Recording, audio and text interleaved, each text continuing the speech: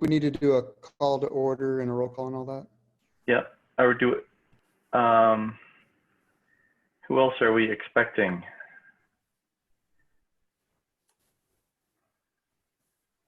Dan? Yeah, we got Dan. Has anyone heard from Dan? I haven't. Yeah, I think Dan was planning on coming. He wanted to talk about a few things. So yeah, no, I thought he did. I just have been racing to check through emails here. I think he just joined. Oh, okay, there we go. Okay, good. Okay, well, let's call the meeting to order. Let's see, we have Corbett, Susan, Sarah, Dan, Neil, and I don't remember your name. Who's hiding? What was it? Oh, it's Leslie. No, I know, but what was it? TOS Pros? Yes. What does that stand for? Town of Superior. Got it. Okay. Yeah, I know the Leslie part. So I have been out of the loop on the agenda here for the last little while. So I'm not sure.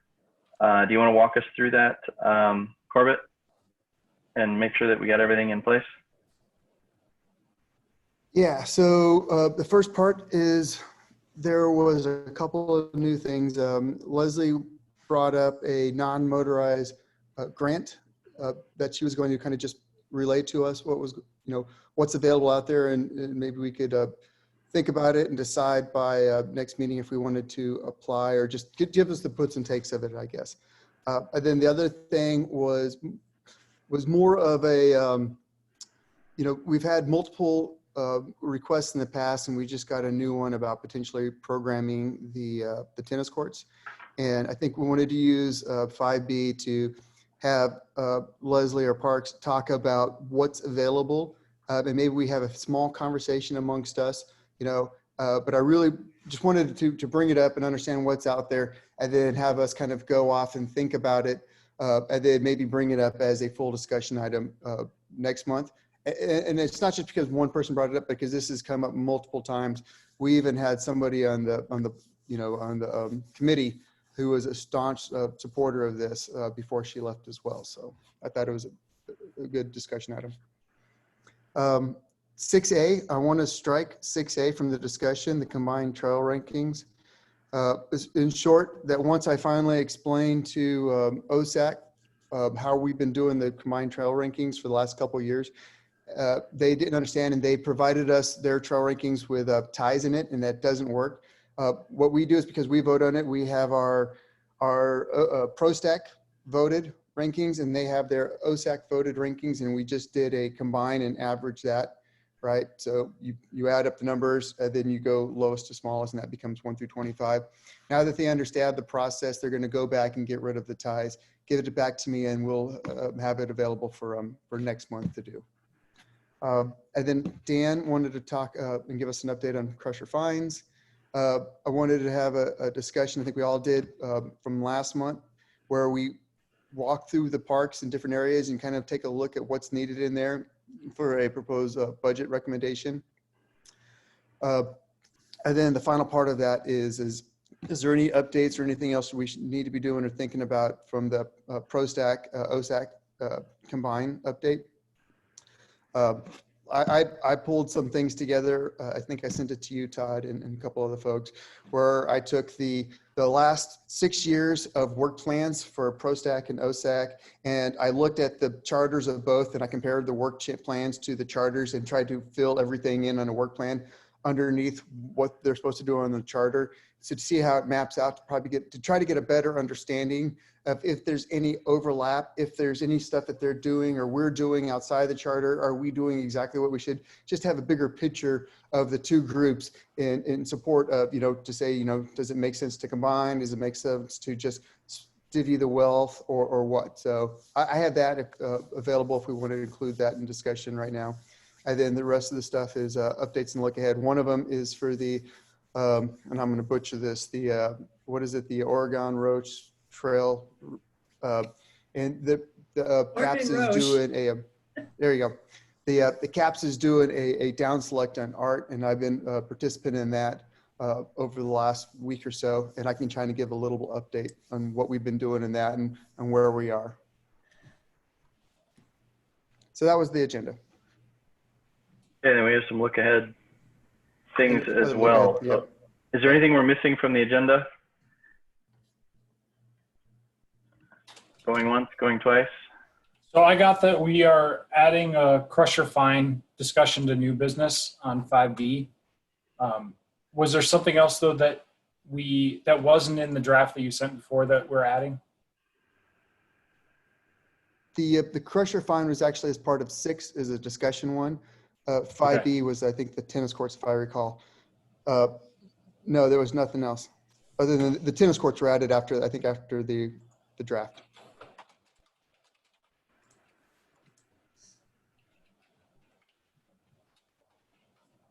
Oh, I see. It is there right now on 6B. Got it.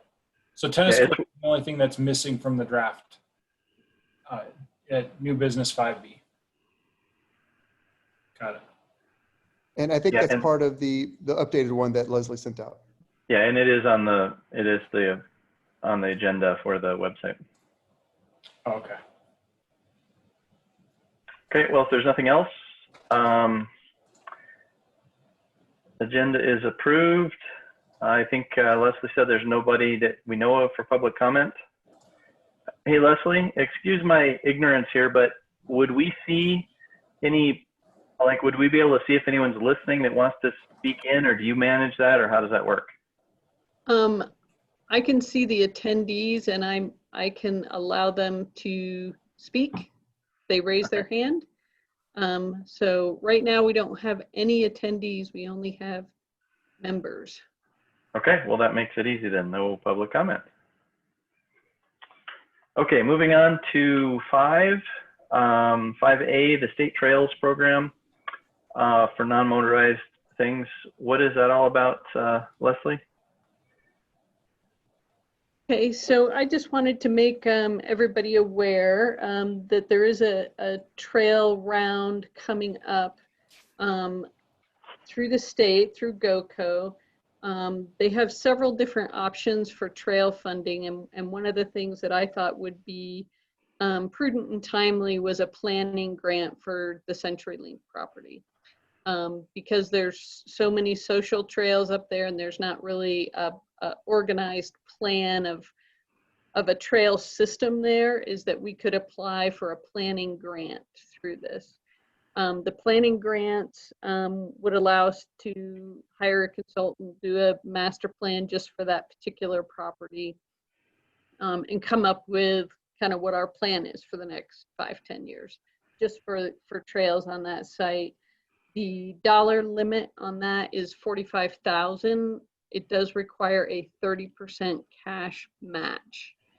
I don't think we need $45,000 to do a trail plan on that property. It's kind of a blank slate with the exception of the social trails that are already there. I think estimating if we could do it for about 20, I would need to find the $6,000 cash match, which I think is doable. The timeline on that is they want a basic scope with maps by September 8th. So that's pretty tight. The application itself is not due till October 1st. So when you say with maps, are they looking to fund like master plan things, or are they looking to fund development of trails and things, or is this just? Well, this particular option would be for planning. So it would be like a trail plan, looking at what's existing and what makes sense to go in there, and kind of what the timeline and the funding amounts would be to do that work. There's also an option to do trail maintenance, and that is a larger grant amount, up to $250,000. It also, I believe, requires a 10% match on that one. So we could go that route. Would it make sense at all to try to quickly put something together also for the CenturyLink property, but try to snag some money if we can match 10% of it for doing the things that the master plan for that area will need money for, or is it out of order and we can't really do that? I'm not sure we could afford to do both in the same year. And these grant cycles come around I mean, it's not guaranteed, but pretty much on an annual basis when funding is available. They do come around. With the planning grant, it would be a year of planning. We would not get that money until May or June. And so we'd spend the summer doing the planning, and then potentially once that plan is done, the next year we could apply for the building and maintenance piece. Got it. Hey, a statement and a question. So, you know, from the history I have with PROSTAC, every time we've asked the community what they want to do with Coyote Ridge, and I'm going to use the larger Coyote Ridge, not just what Superior owned before, because nobody really knew the difference what the Superior owned. They just thought they owned the whole thing all the way up. So it's a fair assumption to make that it envelops everything, including what we just purchased. Overwhelming. I mean, and it was overwhelming. I can't tell you the numbers, but nobody wanted anybody to touch anything. And so the only thing we've ever done is maintenance to help work it, because there was some damage when the 2013 floods came out, right? And they've damaged some of that, and there's some erosion because of that. But to a person, nobody wanted any planned trails in there. They wanted to keep it the way it was. So question I had, or thought I had, is could it be used for planning for like something that, you know, near and dear to Dan? You know, can you use it to look at maybe doing a master plan of putting crusher fine next to sidewalks, right? Is that something that could be considered with that? So I'm gonna piggyback off of Corbett, which is, instead of isn't the trail maintenance, which is a bigger pot of money for less investment on the town, can the crusher fine be rolled into the trail maintenance? It's a possibility that it could. And then me personally, I feel like trail maintenance is a little bit more important because of the amount of use that the trails are being used because of COVID. And that's money that we could use now as opposed for planning and then using money for trails.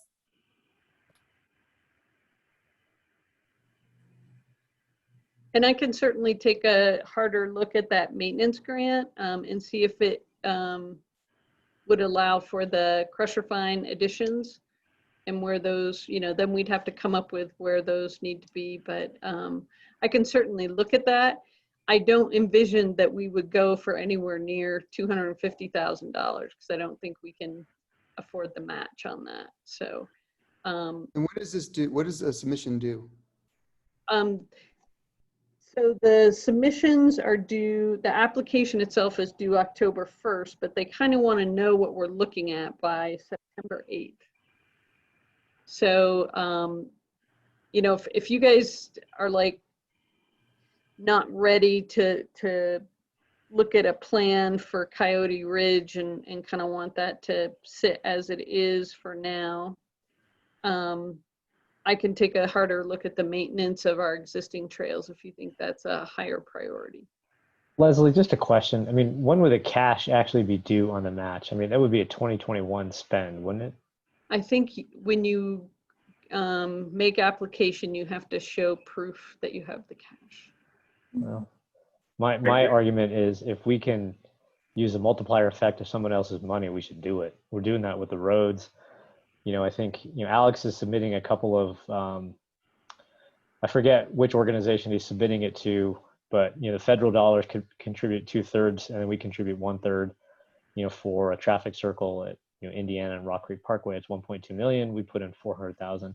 I mean, I think, you know, if we can get, you know, a 2x multiplier on our cash, we should absolutely pursue it. And I think the board would be all over supporting that. You know, I think revenue wise, we're doing better this year than we expected. And, you know, this is the kind of opportunity that we can, you know, I think spent 15 million on CenturyLink, and if we can improve it with someone else's money, I think we definitely need to look at it. Leslie, did you sorry. say it was a 10% match is all we need to do? Because that seems like almost too good to pass up on. Yeah.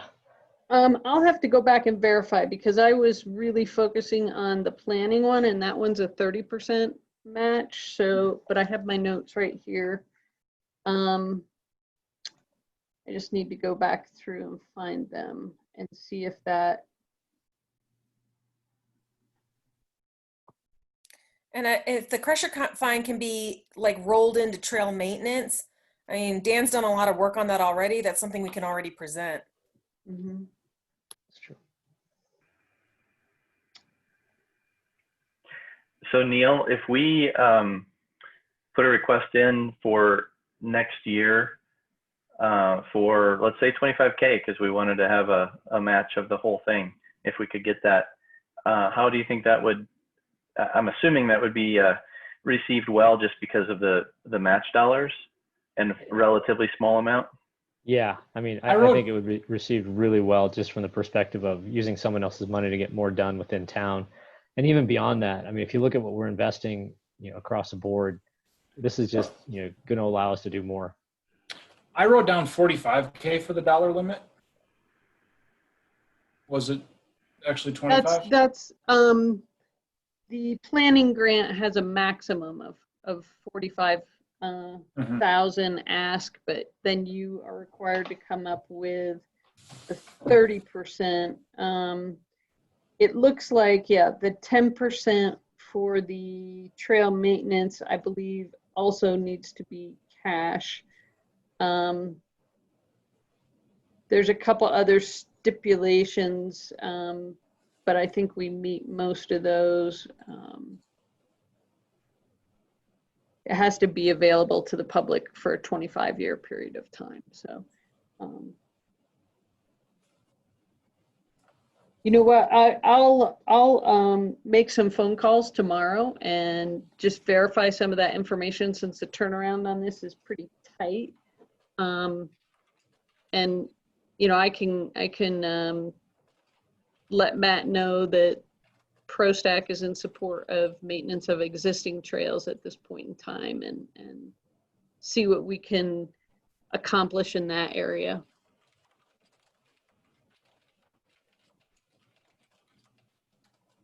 Anything else on that, Leslie? Not at this time, unless there's like a member or two who really want to kind of be involved in it and almost like a little subcommittee and somebody I could bounce some things off of as we go.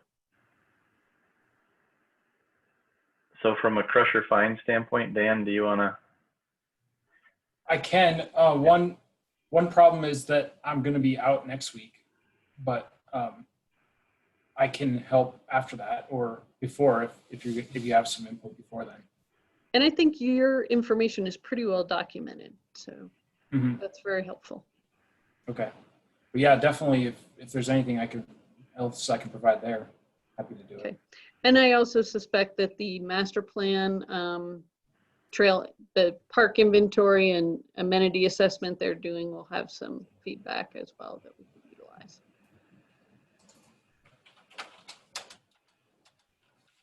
Thank you. Any other thoughts on that, guys?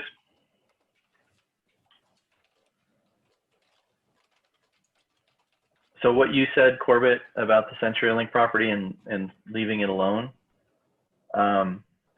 if some of this money could be used to go in and improve some of the erosion and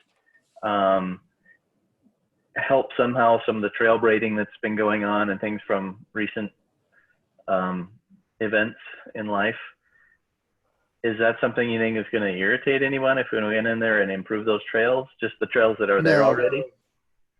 I think, people are willing to, and they know that the trails need maintenance, they need updating. I think the gist of it is they don't want to see maintained, pretty trails or groomed trails, if you will. They like the raw single track nature of the trails as much as possible. That's what really they were stating out. So they want the organic trails, but they absolutely understand. And we've had people come out and we've done trail maintenance out there to help a lot of the erosion, and they're totally fine with that. Right. Well, there's a few places I know that there's some wood, like railroad ties or something put across just to avoid erosion and things like that would be, it seems like it makes sense to go through there and fix some of the places that we could.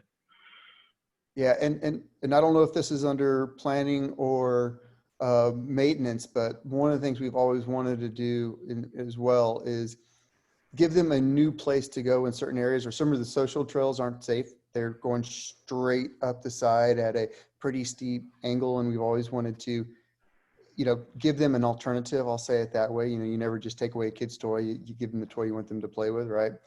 Something that's similar. So I don't know where that would fall. Right. Okay. Second, what Corbett was saying about the pretty trails versus natural trails.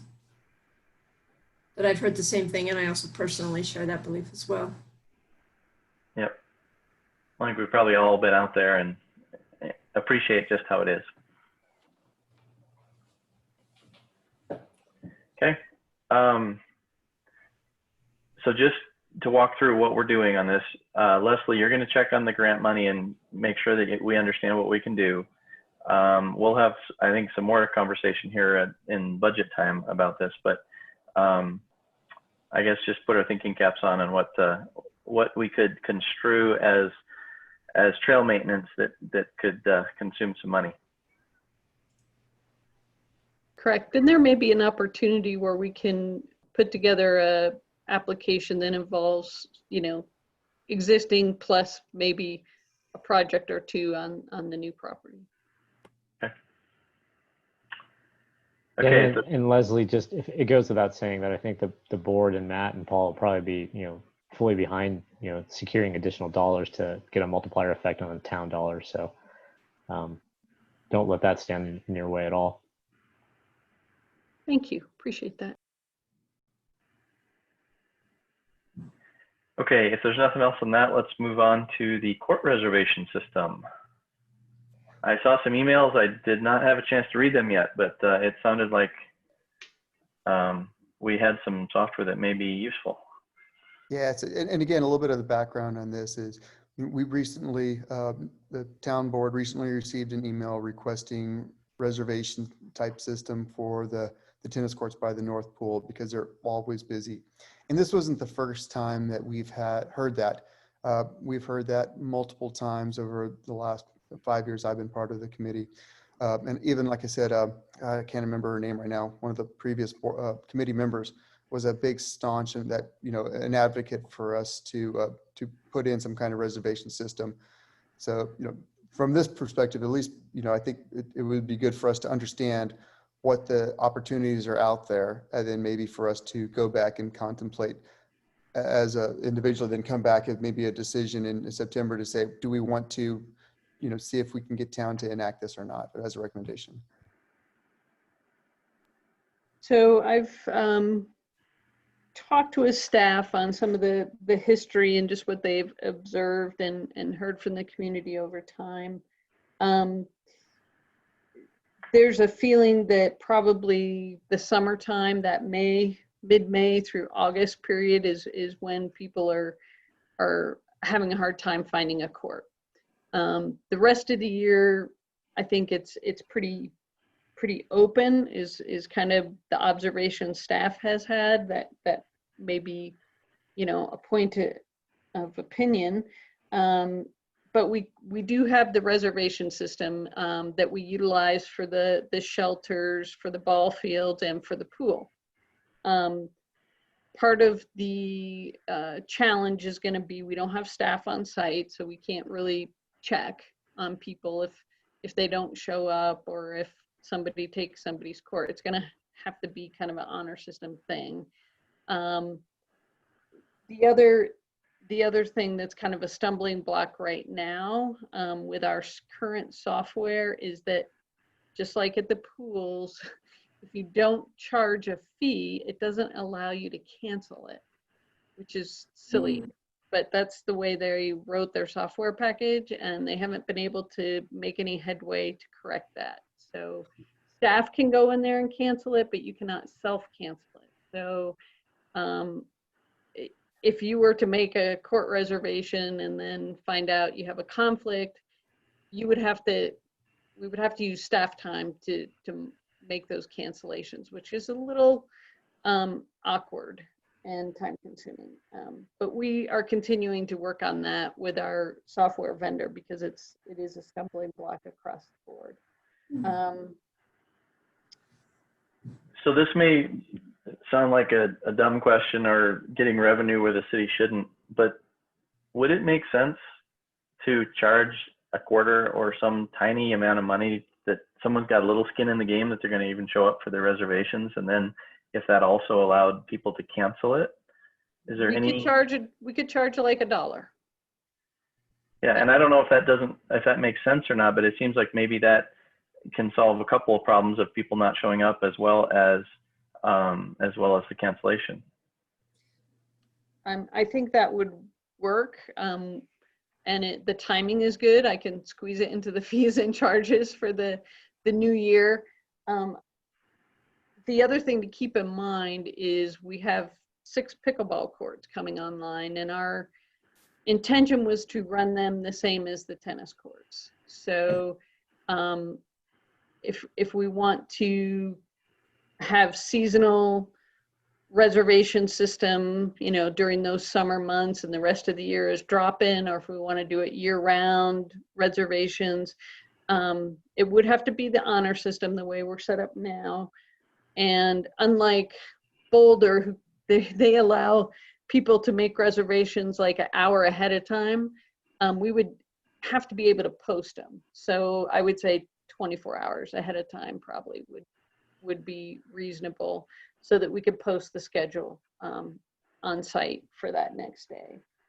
But there's just details we would have to work through. But staff get this request every year, and we continue to consider it. And there's pros and cons on both sides, but we definitely have some tools in place that we can make it work. So one thing we could consider, and I think Leslie hit on this, is that it does, tennis is a more of a warm weather activity. And, a lot of things get programmed from Memorial Day through Labor Day. And the pool is like that way right now, right? And it's something we could consider, but because it's so close to Labor Day right now, it wouldn't make sense for me to invoke it right away. But we do have time to work this through the end of the year. And if we decide to try to, recommend invoking something, you would have beginning of next year to start putting it out there and letting people know that this is the reservation system prior to Memorial Day, and start getting some feedback and getting the knowledge, because you would have to get it out there fairly known, so that when people start just trying to drop in and somebody tells them I have a reservation, that they know that that's legit. Yeah, I agree with Corbett 100%. I think it's better to give them, I think we should implement this next summer and give them a heads up that this is coming. And also, I think this is a no-go if you can't cancel your own reservation, because I think that is the biggest frustration for the pool. I'm so glad that the town was able to do it and people are able to reserve, but I know that's the frustration on the user end. They can't just, and it's also a frustration on the town end where, we're using staff to cancel reservations. I guess I would say I do wonder a little bit about when the pickleball comes online. We've heard from various sources that it's a super popular thing and people love it. And I wonder if maybe even in the fall months and winter nice days, if we might have an issue with that. But I guess we'll stay tuned and see. Leslie, just a question. When you guys have talked about this in the past, at least with the pools, we've seen that the reservations augmented with the walk-up has been really helpful. Have you guys ever thought about like having 2 of the X number of courts be reservation, the other ones be walk-up? I think that makes a lot of sense, especially if you want to encourage kids in the local neighborhood who just, you know, spur of the moment. They're not going to plan ahead. They want to come and use a court. It's open, it's available. We could always leave one court open and available. Keep in mind, during the summer when we have our tennis program going on, court 4 is always drop-in. So they don't use court 4, but they're using the other 3. So if we were to institute reservations, we would have to work through, do we just do reservations before and after tennis lessons and continue to leave court 4 as drop-in, or how do we want to do that? So there's just some details, and I think the idea of working on it over the fall and winter is a good idea. We can kind of noodle through some of those different scenarios. I think you might actually get some good data on the pickleball courts, because from what I understand, pickleball is a lot different than tennis, at least with the subbing out of the players, so that you might actually get more rotation on the pickleball courts than you do in a tennis court. But you know, once we get these things open and people are using them, I think we'll get a lot of information. Absolutely. Plus, we can always use the school courts because those are never used in the summer. All right. I think a big part of this also would be, you know, having conversations on, you know, superior residents versus non-residents, because that's always a big part of the concern, what people bring up about the non-resident usage of it. And so that would be worth some conversations. So with the pools, you have to be a resident to have your fancy card. But obviously for tennis and that, it's not that way. So I guess a lot of good questions. Yeah, and what we can do is put together, you know, proposal A, B, and C, and you know, we're probably going to want to run this by the board as well, but we can get input from you all on your ideas and thoughts, and then bring that forward. Not to jump too far ahead here into the look ahead, but how are the pickleball courts doing? When does this become a potential issue for pickleball courts? Really quick. We're hoping that they're going to be done with construction by the end of August, which doesn't necessarily mean they're ready for play, because they have to cure a little bit, but it looks like they're going to be wrapping up right about the end of August. So maybe first, second week in September. And I think we would be fine to just start off with the drop-in until next busy season. So We'll hope that they're super busy and people clamor for reservations. Be careful what you wish for, right? Yeah, if it's anything like the skate park, we may have that happen, I guess. But I think that'd be a good thing. Yes, absolutely. Any other reservation system thoughts? Okay, we are skipping the trail ranking for this week. Moving to 6B, Crusher Fine update.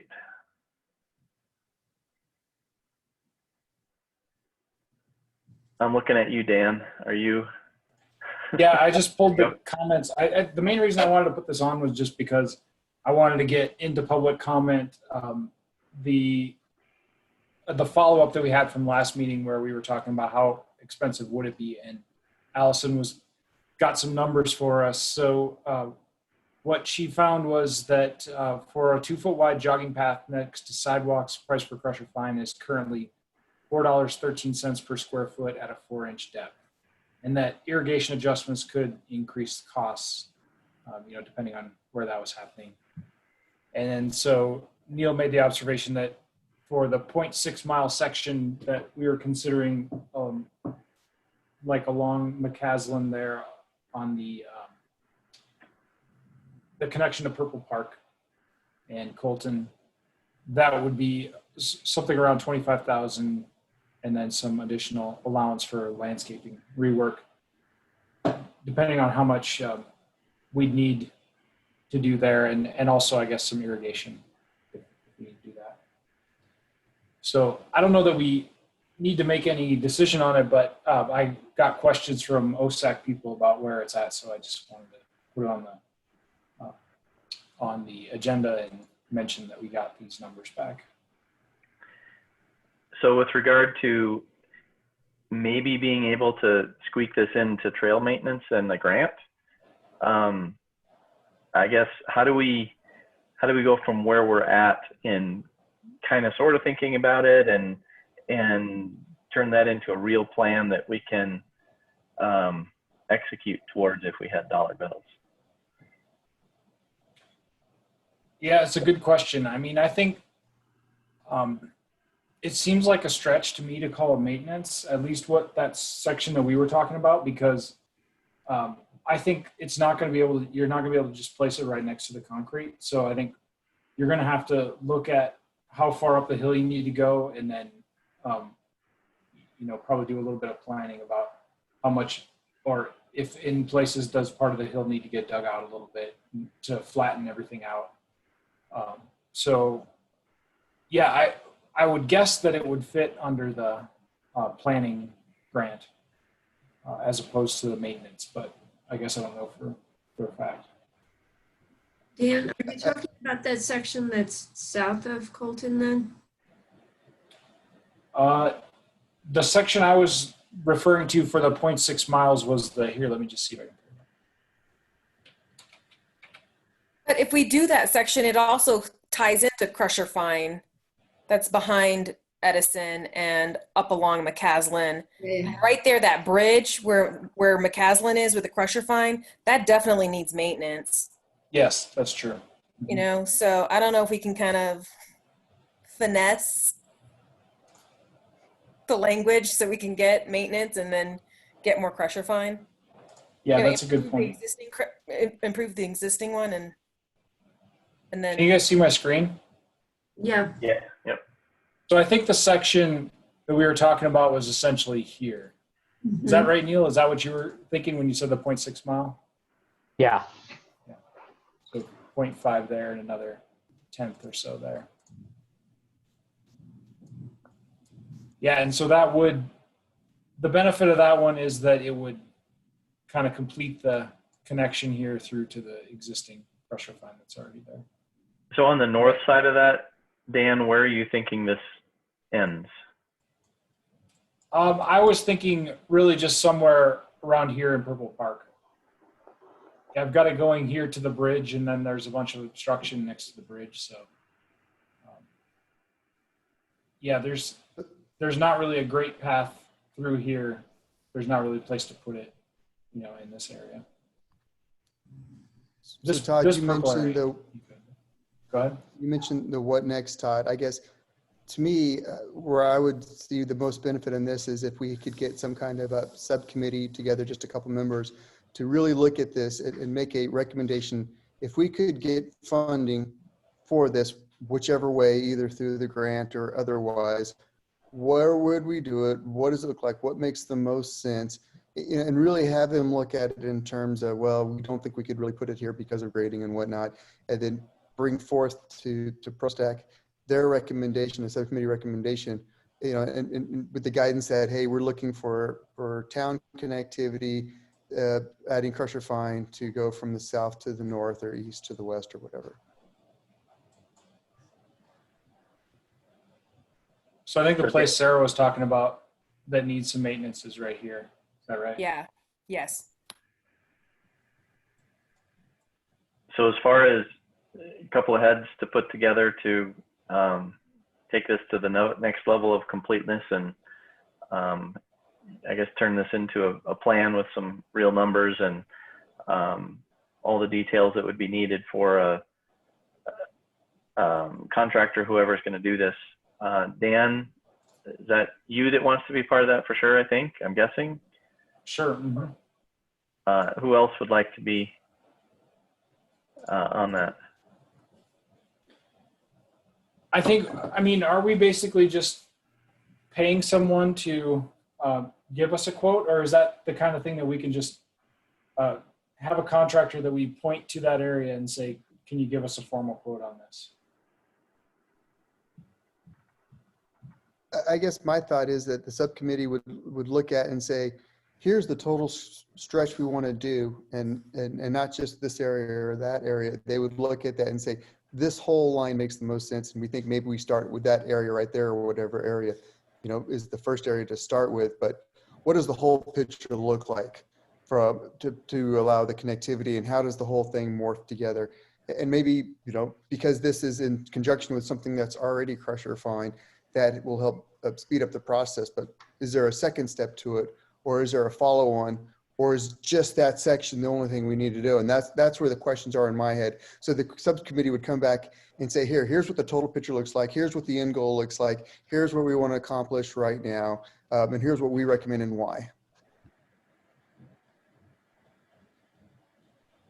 Yeah, I feel like we're most of the way there already. Maybe it's just me, but because I feel like we kind of had that discussion last time about, to me, there's not a community mandate to build this in any specific location. There's definitely some people that find value in it. And so I think working toward a connection north to south has value. The fact that we already have, you know, an existing crusher fine trail we could tie into near Colton there would be beneficial.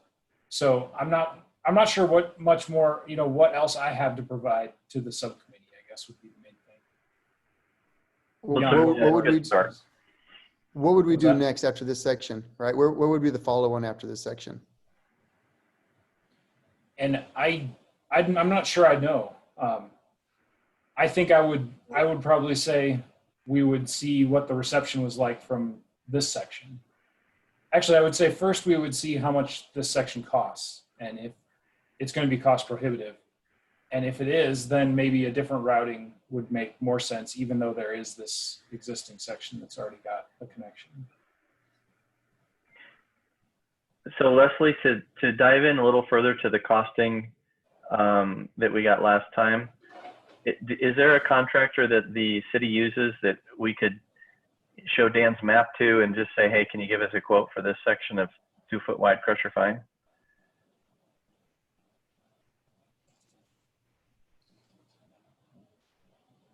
Are you there, Leslie? There we go. I was having trouble unmuting. I don't know that they would do it without an actual design. We could probably ask somebody to do the design, and then the contractor would price it out. And we have landscape architects we can ask to do that. There's a cost to that, obviously. And I just want to make sure that the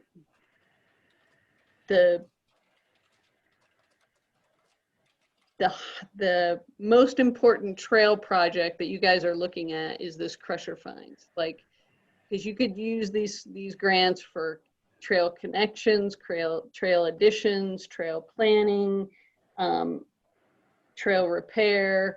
So it's kind of an open book right now. So I'm in support of the ideas that you're bringing forward, but I don't want you to cut yourself short on any of the other goals and priorities that you may have as well.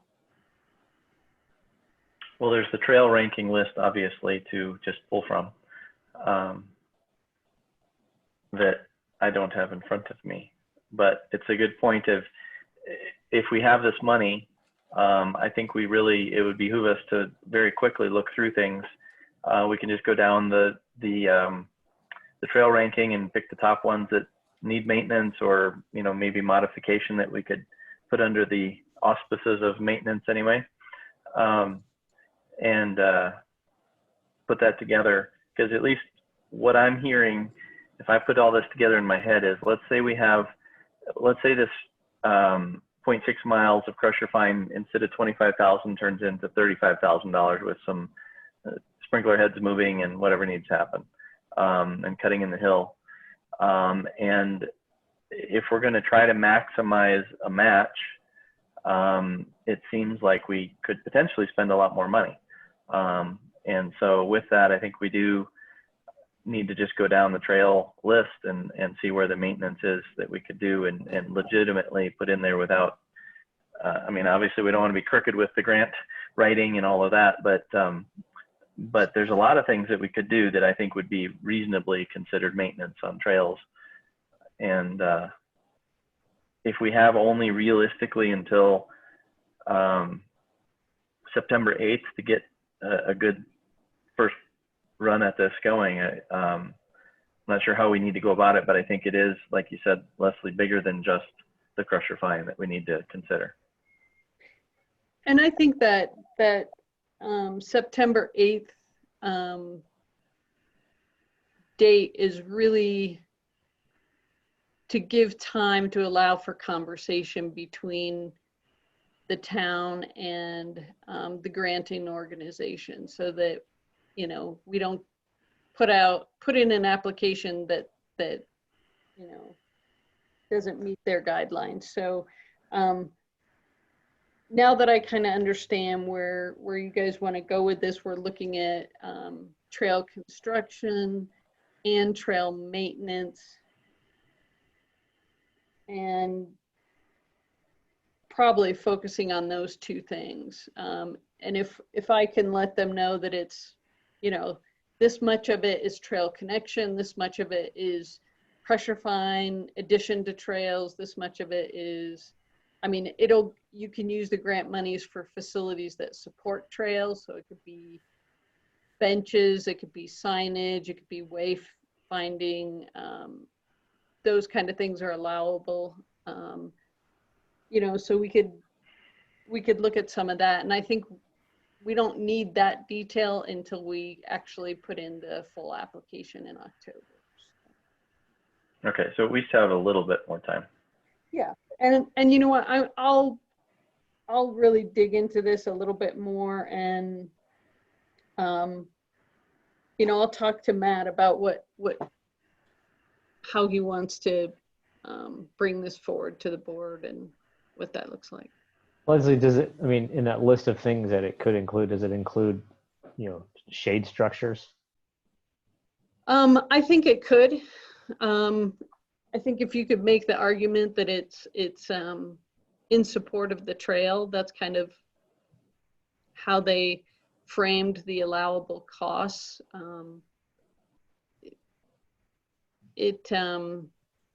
They told us what you can't use it for.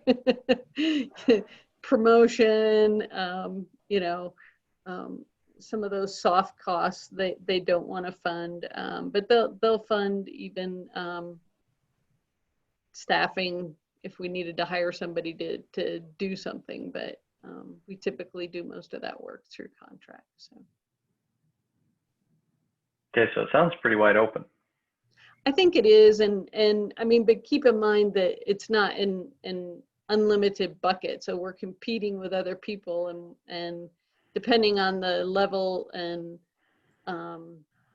you know, how good their projects are will depend on what's available. So, do we have any idea historically what has been a typical grant given? I'm sure I can find out. I don't know off the top of my head. Okay. So circling back to the crusher fine and the subcommittee or no subcommittee, and kind of getting down to brass tacks on that and putting it into reality for a grant proposal. What do we need to do with the little green line that Dan has put together to turn that into a number and a proposal, Leslie? I'll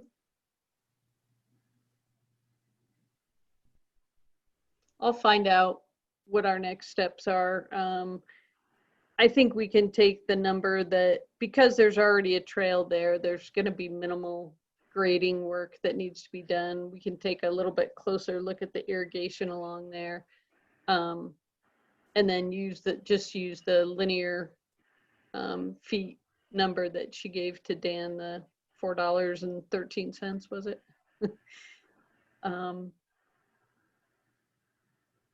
And do some calculations on that.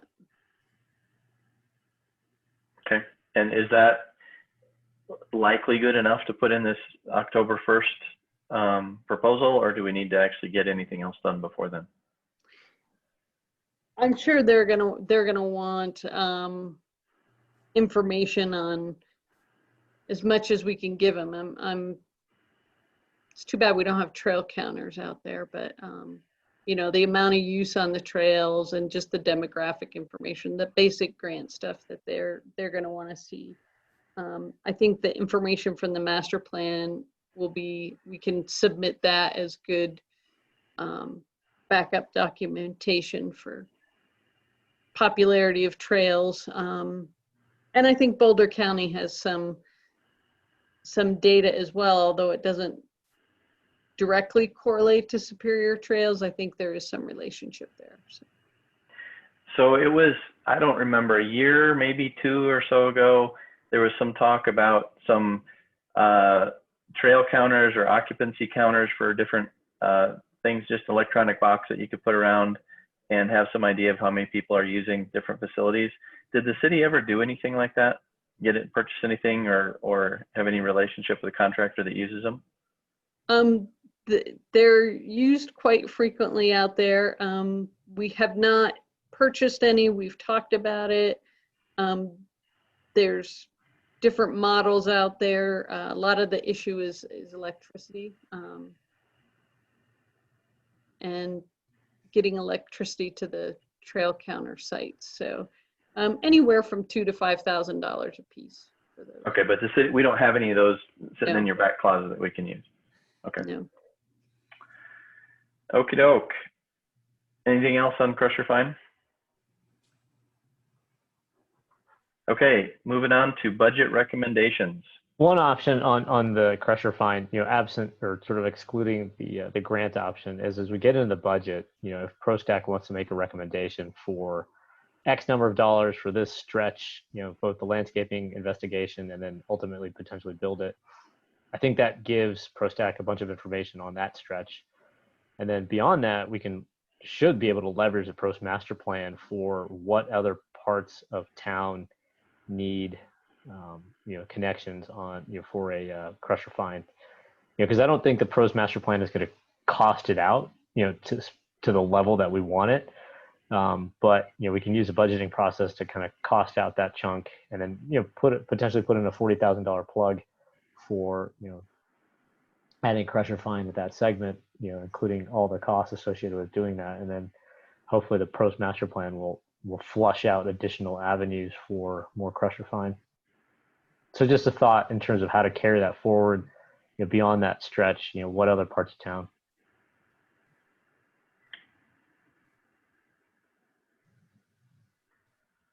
Hey, Leslie, do you know, is there any specific thing that the master plan folks are thinking through with regard to crusher fine, or is this not specifically on the radar? I mean, I think they heard that conversation when we were doing some of the walkabouts, but I don't think they have that as a specific, you know, recommendation or line item that they're looking at right now. However, the community survey, which is coming out hopefully Friday, is another opportunity to gauge the community and what their priorities are. So, you know, there's certainly opportunity to kind of get that out in front of them and make it part of the report. Is that something that we could influence a question on the survey to get some additional data? Or Dan, do you feel like with the Facebooking and questions that you've sent out there, you kind of have a good feel of the desirability of this for people? I think more information would always be good. I'm not sure, you know, how It's specific probably we want to make too it. late to add anything to this survey round, but we did forward them. They do have your maps, Dan, and I think once we get your trail rankings finalized, they have the old ones. They don't have the updated ones yet. I mean, all that information, I think, will feed right into the trail recommendations that they have. Okay. So moving forward to budget recommendations. I have been out of the loop on this and not done my part. I will just raise my hand and admit it. I've been gone, and so let's start going through that and see where we end up here. Hey, Todd, can I make an audible real quick, just so I could Yeah, try to at least speed up my absolutely. timeline? Yep. Can we go over the art thing that I was going to go over, and then we can come back to this one, and I can go over the things I did. Then I can try to bug out of here and get back to my wife's birthday party. Go for it. All right. So basically, on the art project, we were asked to be a part of, and I think it was Susan and myself. Susan, I think you're a part of it too, right? I was. Is that correct? I had to beg off. I just didn't have the bandwidth to. Okay. Yeah, it's taken a lot of time. I'll tell you that right now. And so what we've done so far is we're in the third round.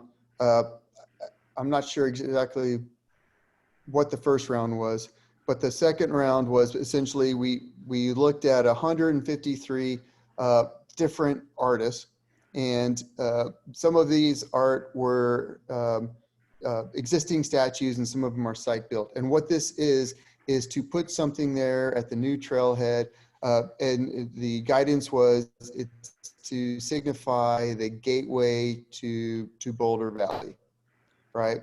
And so that was our guidance. That was the guidance to the artists as well. The site-specific stuff, they didn't really put any designs out. They put designs of previous work to show the style of art that they have. And then there's the existing structures. And so we've already had one round where we reviewed all 153, and the 153 was a mixture of both categories.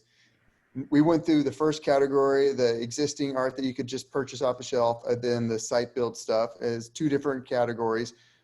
We narrowed down. We went back through and re-ranked them as of today. And we went from 153 to 4 statue type things you could buy, and 11 site built artists who have different types of art.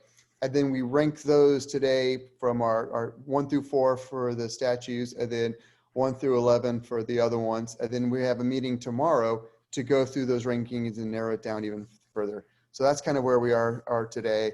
But again, the whole premise is that we're looking for something that exemplifies, the gateway to Boulder Valley. So a lot of it is like arches or things that you would kind of walk through and almost like a physical gateway, but with more artistic flavor. So that's where we are. I don't know any of the timelines. Okay, I was just going to ask, when does that culminate in decisions get made? I think the decisions are getting made either tomorrow's meeting or tomorrow's maybe narrowed down in 1 I don't know. And then a final decision probably within a week. I'm guessing pretty soon. When it's actually installed or purchased, whatever, I don't know that timeline. Okay. Any other questions, comments? Anything else, Corbett, you want to throw in there before you get out of here? Like I said, I can go over some of the stuff on the, I can start the budget conversation and what I observed. I went through a ton of the parks if we're ready to go there. Yeah, let's jump back there. And unfortunately, the internet here is a little slow. That I've been trying to download on the Dropbox. There's the version, my version 2, and then Susan updated it with her stuff, and I'm unable to. While Zoom's going, I'm unable to download that, but that's out there in the Dropbox. If one of you guys can pull it up. So essentially, I think what the idea we were trying to do is, when we're looking at budget recommendations, is let's go through and walk through a bunch of the different parks, and maybe Dan or somebody had that idea to see if they could spur us any, thought of what budget recommendations maybe we should make. I did several of the parks. I did, I did South Pool Park. I did Castle Park, Cabin Park, Fire Station Park, Community Park, Olive Autry Park, Wildflower Park. Now, some of those, Wildflower is pretty new, but I went through and just did a bunch of them in the area, because up until about a week and a half ago, it was missing a lot. And what I've noticed, and the common theme in a lot of these is that a lot of the older parks and play structures, they just really need refreshing in a lot of areas. And I even put pictures in some of the tabs on that file, where, you know, a lot of the paint structure, the painting on the metal structures themselves is already worn off, rubbed off. And you can start seeing getting a little bit of not too much, but a little surface rust, and all it's going to do is getting worse. And, you know, so those areas could use just put some paint on them just to keep them, you know, from getting much worse. In a lot of the play structures where you have the metal, sheet metal floor that has the stamped holes into it, there's some kind of rubber coating on it, kind of like you put on a car called POR 15. But that's peeling off and that's flaking off and actually rusting underneath. In some areas, it really looks like that the kids could get their you know, their foot trapped underneath it, or smaller kids for the smaller play structures could actually even probably, you know, cut their toes on some of this stuff. So, you know, those areas definitely need some love in there, you know, and that's just, you know, that's kind of the general theme I saw, is it just needs general maintenance type stuff in this. It doesn't need replacing. Some of them do. There were some slides that had cracked all the way through, and they probably going to need to replaced here not too distant future, right? Because they have the cracks all the way through. Some of them look like they're starting to crack pretty bad, but not all the way through yet. You know, even at a community park, there was a lot of areas, and I try to document everything. There's a lot of areas in sheds or picnic tables where the sheds are rusted through in the bottom, or the wood's rotting away on the bottom of the doors and corners and allowing critters to get in there.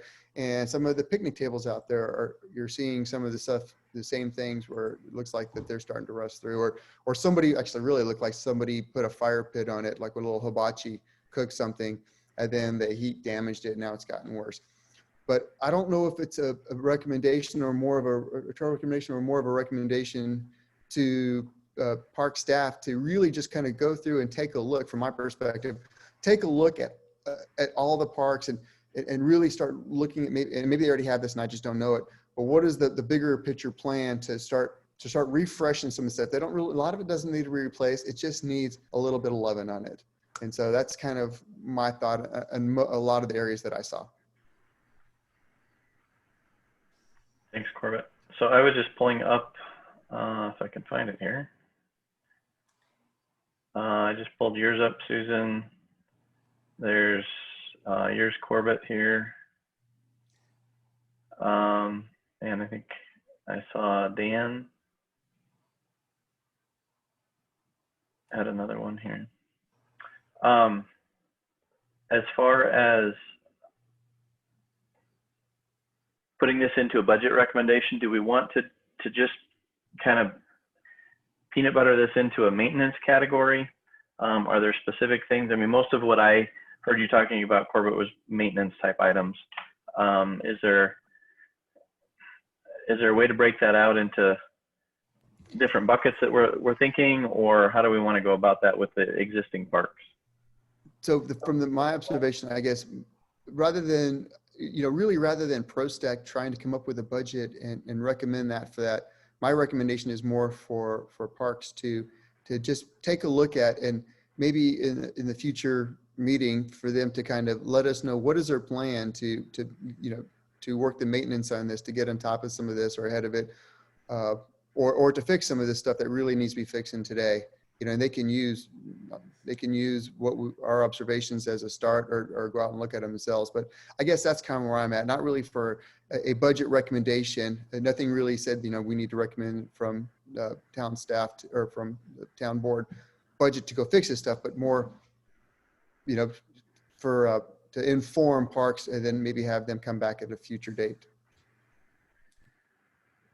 Yeah, I would agree with that based on the observations that I made at the parks that I visited. You know, definitely bench maintenance was a big one, but there wasn't any one thing that stood out like, oh, we need to budget for this or a new thing or something. It's really taking care and showing some love, like Corbett said, to the existing structures. In a couple of places, there are a few benches that honestly just need to go because they're missing like sections to sit on. But I would agree that I think it's not necessarily a great use of our time to try to piecemeal out budgeted amounts for each of these things that we observed. So Neil, how much money is in the budget for park maintenance in general for these types of things? I mean, is there enough that is available to do this, or do we really need to put some pile of money together to say, hey, we're going to go through and refresh a lot of these items this year, and we actually have money to do it? That's a really good question. So I pulled up the draft budget, Excel file that we just got, I think Monday. And Leslie probably knows a lot more than I do about it. I mean, there's some big sort of categories like park capital maintenance, but it's 15,000, which, I think given that the skate park took, $500,000, we know how far 15 grand is going to go relative to, upgrading or fixing things. But, there's a line item on here for tennis court lighting enhancements for 175, and there's 200,000 for Purple Park playground update, and 50,000 for playground shade structures and tree additions. These are all big categories, and I think driven by the sort of uncertainty on when the post master plan gets done. But I think it's absolutely, and one of the things that's new here, and Leslie, you probably know more, is, the board kind of gave staff direction to really start reinvesting in trees. We've had to cut down a lot of trees because of a whole set of different reasons. So there's a line item now here for $100,000 in trees on an annual basis for the next 5 years. It's a big number, because I think we as a board are recognizing we've got to start doubling down on our investment in the existing assets that we have, and that's more trees and it's maintenance capital. And I think PROSTAC absolutely can just start pounding the drum, like, let's throw $250,000 at reinvesting in our existing parks. Obviously things like Purple Park, I think is what corporate was going to. Some of the parks are just old, and Purple Park's a great one. I mean, a lot of the play structure, you don't make playground structures like that anymore. I think Wildflower is a great example of how they should look. So how do you do the basic maintenance and then sort of the wholesale, rip and replace? And I don't have an answer for that, other than it's probably okay that PROSTAC recommends, focus areas like as you guys are already doing, like which parks would you prioritize for maintenance upgrades and which ones would you recommend for a rip and replace kind of thing? And the dollar amounts, I think, are all going to be kind of squishy, and I think that's okay, because we don't know. Each one of these parks is different, and the master plan is still in pencil right now. I mean, it actually doesn't even exist right now. So we have a 2012 master plan, and the new one is still a work in progress.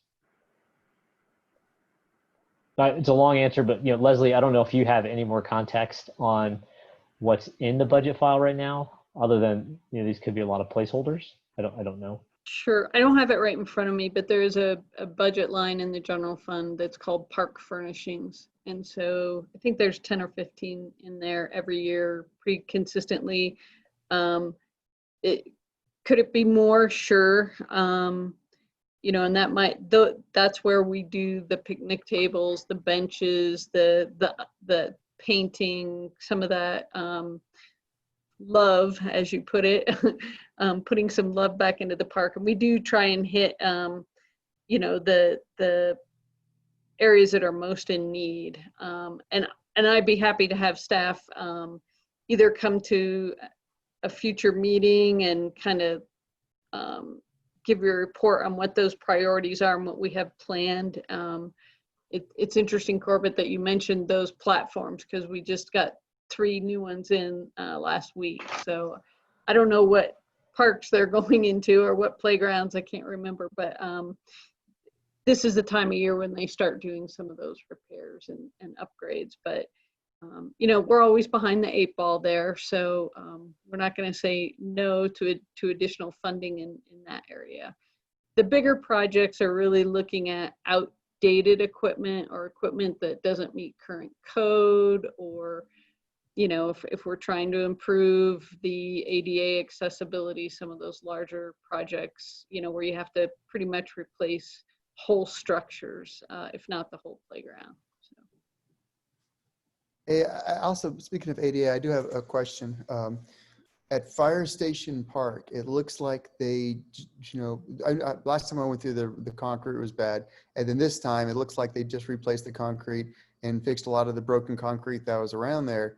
But there is still roughly a foot, maybe a little over a foot lip around, from where the concrete is to where it steps down into I don't remember if it's mulch or rocks, but I didn't even know that was a plan.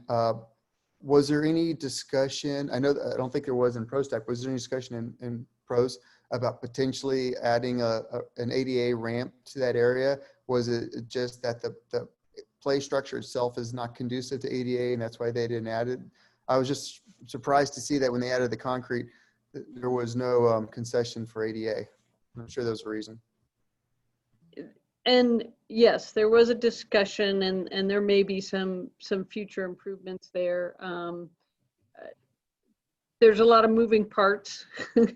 For ADA accessibility, the pea gravel does not meet that. You have to have either the poured in place rubberized surfacing or the EWF, the wood fiber chips.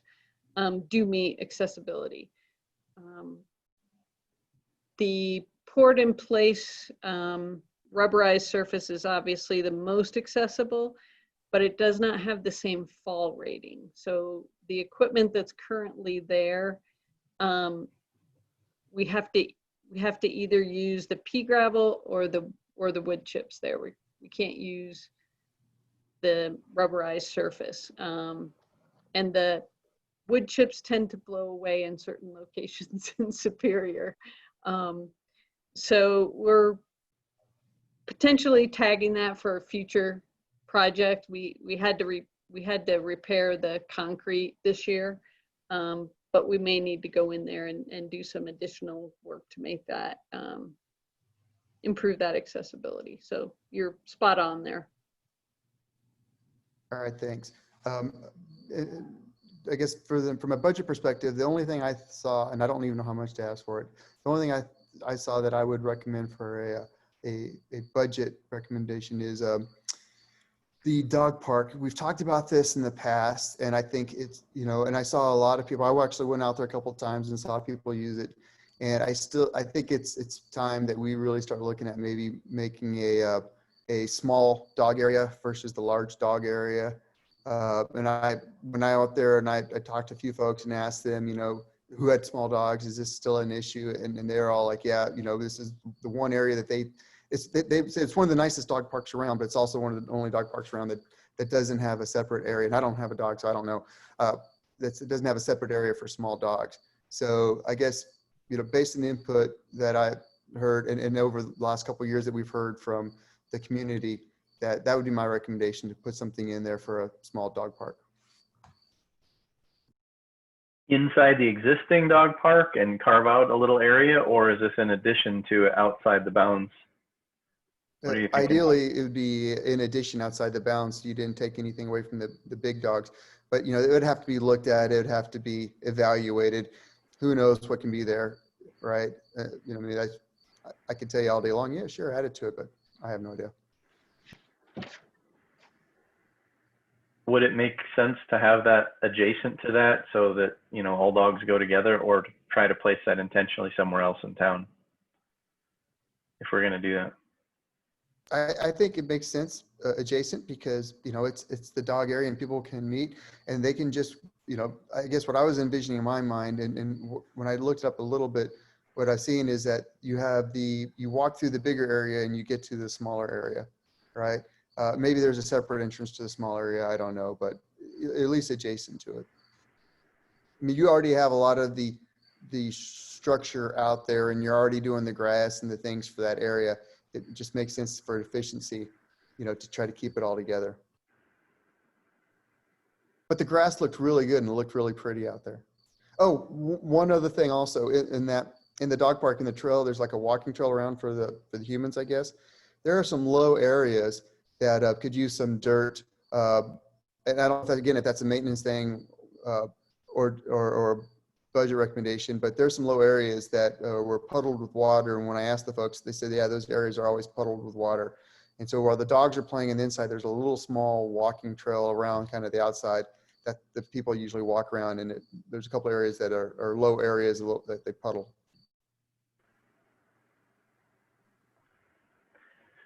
Any other budget things before you get back to your birthday party, Corbett? That's all I had. And Corbett, before you leave, those low areas in the dog park, I know staff has put in a whole bunch of work to fix the drainage. So I don't know when you were there last, but my dog's no longer rolling around the mud puddles, which is, hugely important. So It was about 2 or 3 weeks ago, maybe, whenever yeah, I did it's the. they have, yeah, it's been like, we go there all the time, unfortunately. Okay. So yeah, they're better. See, I don't even have to put a recommendation in for that one. I was psychic. That was good. Go wish her happy birthday, Corbett. All right. And Todd, you have it in your email, but I sent you and I sent Neil, and I don't know whether you guys want to use it for the next item or not. But like I said, I brought up, I went through all the PROSTAC and OSAC work plans for the last 6 years and just try to map it out to the charter. And then I charted it out and I sent it to you guys. I don't know if you guys want to use that for your discussion or not, but that's available. So. Okay.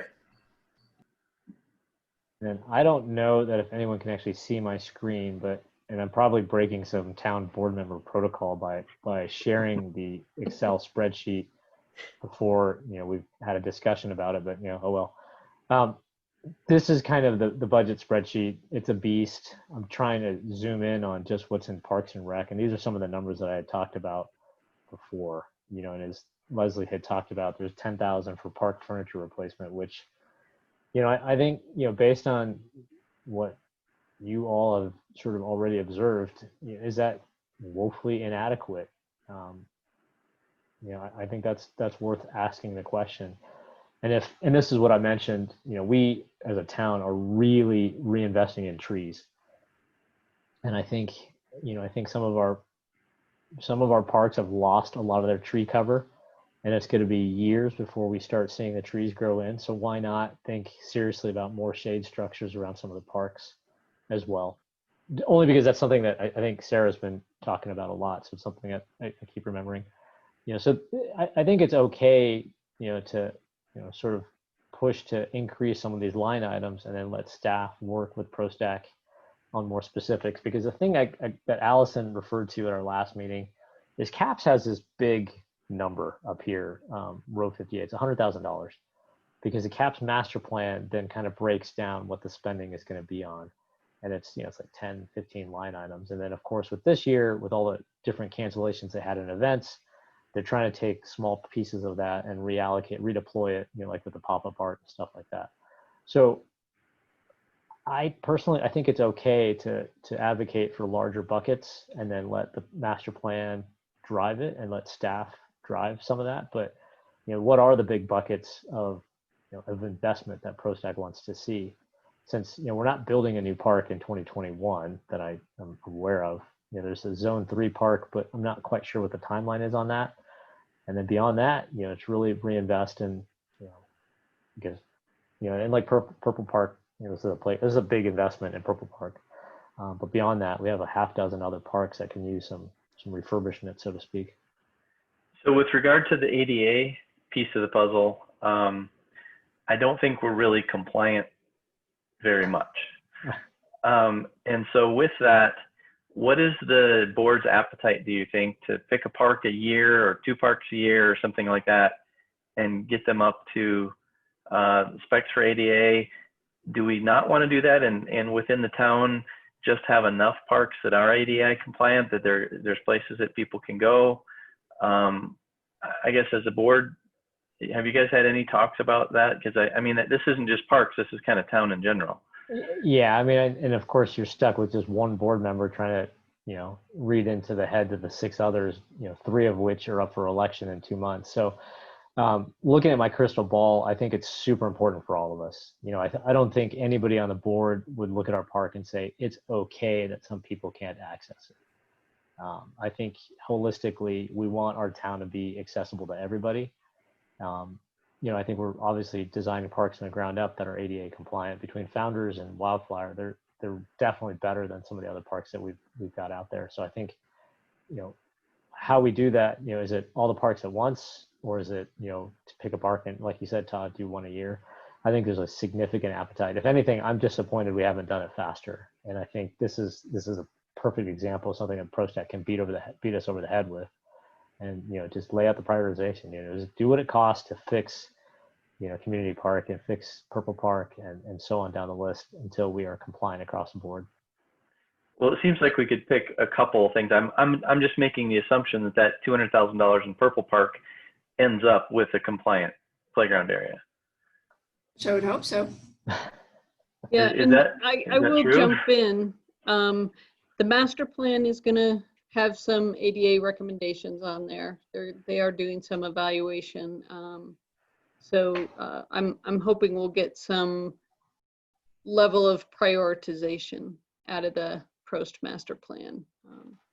And yes, when any new playground goes in, it has to be up to current code, but that does continue to change. So it evolves over time, and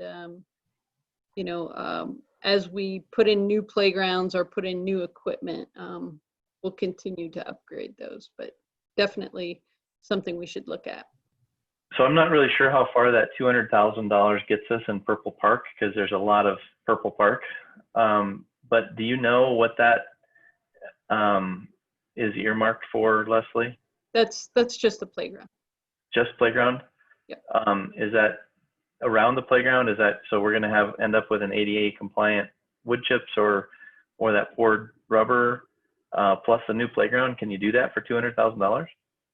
It probably won't be an entirely new playground. We'll probably be replacing some of the structure. Yeah. Okay. Yeah. $200 doesn't go very far. 200,000 doesn't go very far with a playground, unfortunately. Yeah, that's what putting those numbers together in my head, it just didn't seem like we end up with Purple Park being a compliant park with a new playground. Can I put in my 2 cents for budget recommendation? Is more bike racks around town? I noticed that too during my park walks. The parks I looked at didn't have bike racks. Yeah, and again, like with COVID, everybody's out and about, and there's just a lot more bikes, and there's nowhere to park them. Mm-hmm. Yeah, we heard that definitely last year for Community Park with, I think, Chili Fest and other things going on, but I think it just as a general rule, shade structures, bike racks. Maybe we put them together. I noticed on the budget you had up, Neil, there was $10,000 for park furniture replacement. I don't know how many of those nice benches with the Trex that's going to buy, but I suspect not very many. Because I think a lot of them could really stand to be, the old wooden ones replaced with those beautiful Trex ones.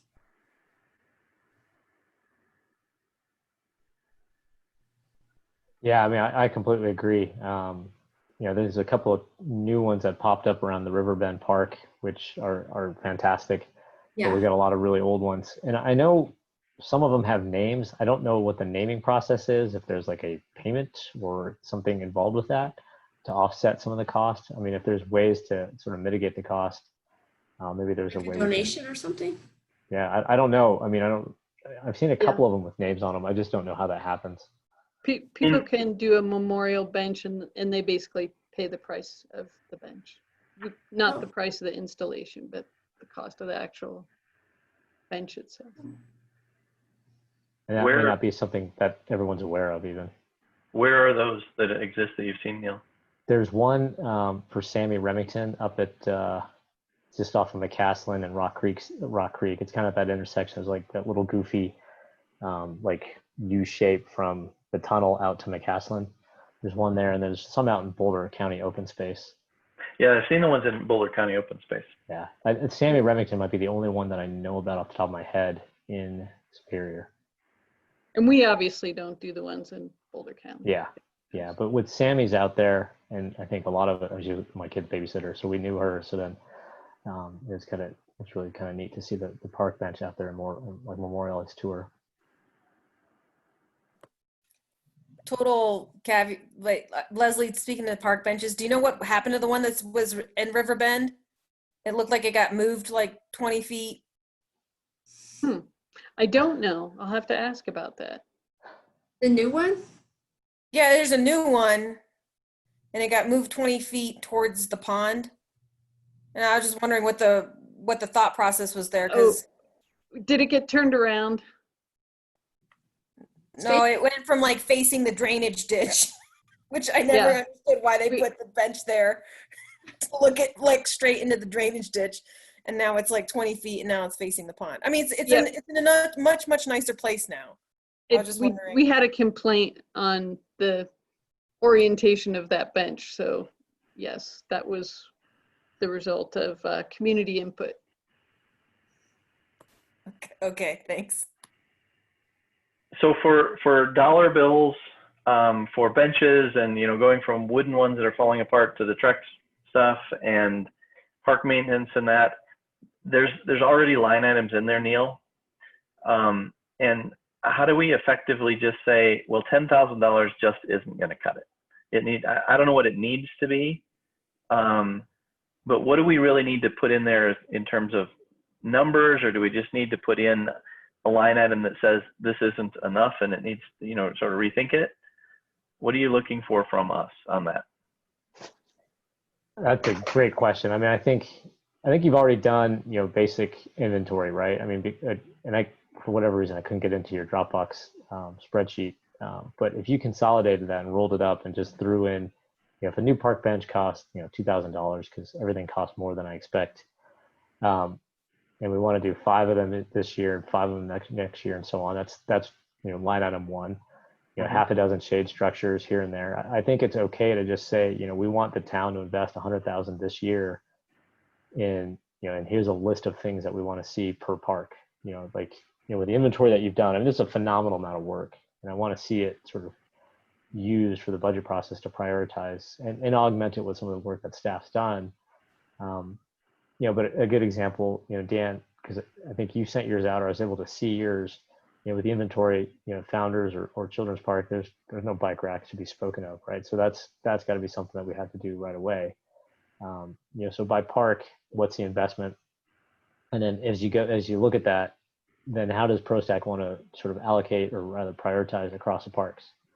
Because I think one would argue that between Founders and Wildflower, we've already poured in a lot of capital. Let's look at some of the other parks. We're throwing in some additional capital between community and some of the other forgotten parks. You know, how do we get those more utilized? You know, so I mean, I don't have an easy answer other than, you know, don't hesitate to be bold. You know, I think the board recognized that, you know, our town didn't have a lot of art, so we doubled down and tripled down on, you know, on caps and the budget and the things that we're spending money on to really kind of beautify this town, and I think it's been great. But at the same time, you know, I really want to see our parks get the same level of investment. I think the board has historically done really well for building new stuff, whether it was Wildflower or the skate park. It's easier, but in investing in maintenance it's actually a lot more complicated, because how do you allocate dollars for maintenance?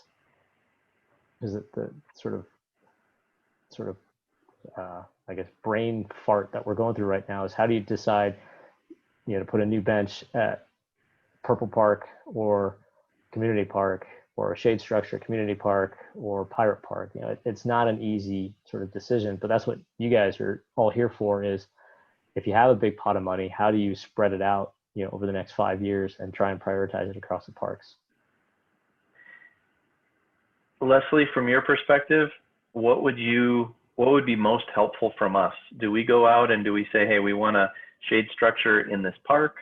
Do we say we want it, you know, on this red stake we found in the ground? Do we say, hey, we've recommended that the board gives you an extra, you know, $30,000 worth of shade structures to put in? What is the most help that we can give you? Like, I don't know. I mean, I'm assuming the town staff has a pretty good idea. If they could, they would do, you know, X, Y, and Z.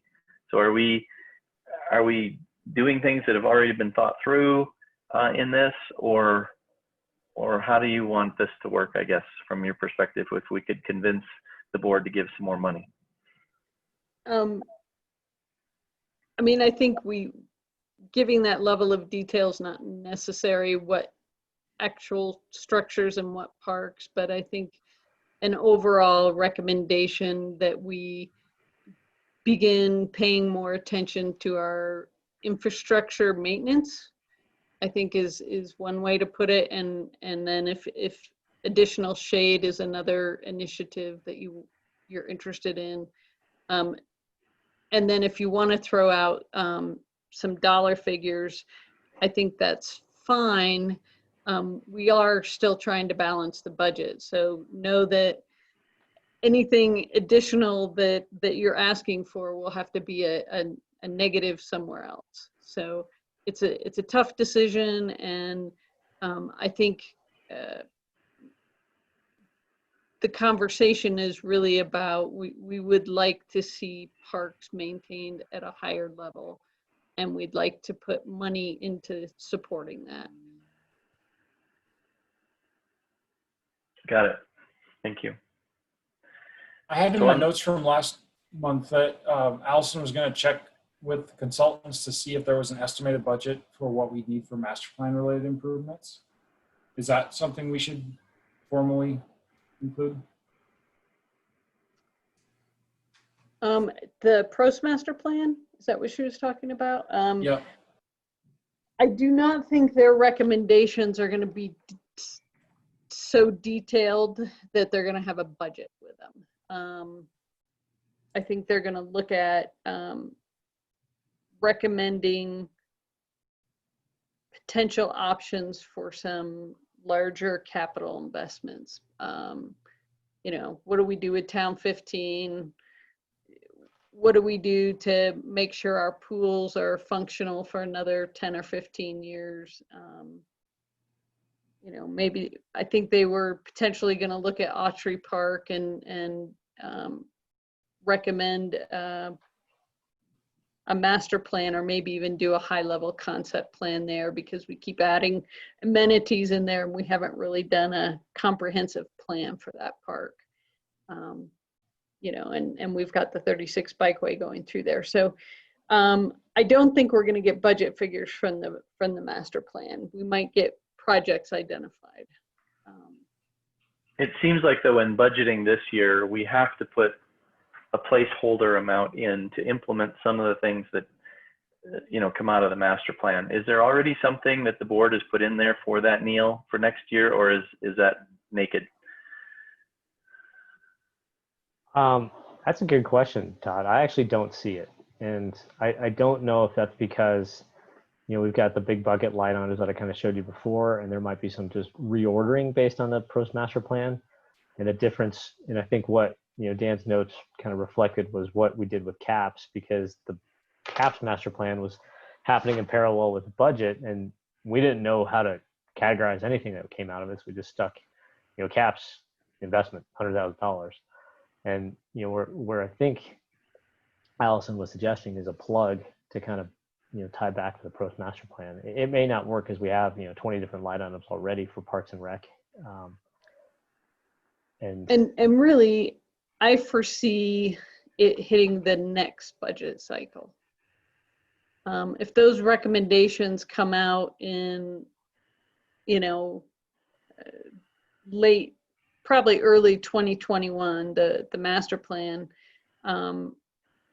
we're really looking at the 2022, 2023 budget. And keep in mind, we have a lot going on with Parks 1 and 2 coming online, and with Colton Road coming online, and with, you know, the civic space might be a little bit further down the road, but there's a lot of moving parts already as far as new parks going in. I agree that we need to keep our eye on the maintenance and the upkeep of what we already have. That's the hardest piece. Okay, well, what I have written down here, maintenance, in a lot of different ways. The ADA compliant thing, I'm not sure how we feel as a group in terms of recommending that, hey, we have to throw some more dollars at getting more parks compliant, because at least according to the budget that you put up there, Neil, it probably means realistically that Purple Park's the only one that gets dealt with in this next year. I don't think any of that community money has to do with ADA compliance. That was all for fixing the bathrooms and that little concession area, right? Yeah. So I don't think that gets Yeah, very far in that. And I mean, I think, Parks 1 and 2 is a good example of where, we're going to build it, but it's not coming off the town's dime.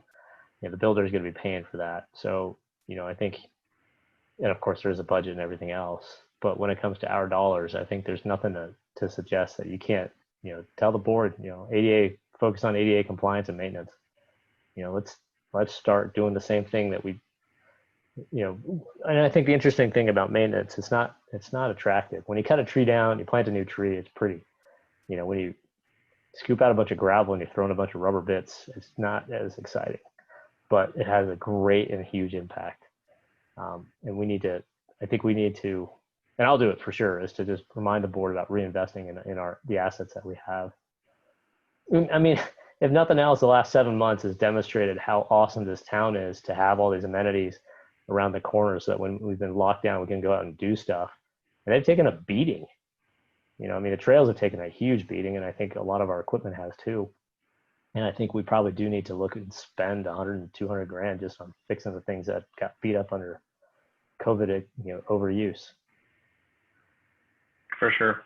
So, I mean, I just personally, I will definitely advocate for that, when we have the budget discussions in a couple of weeks.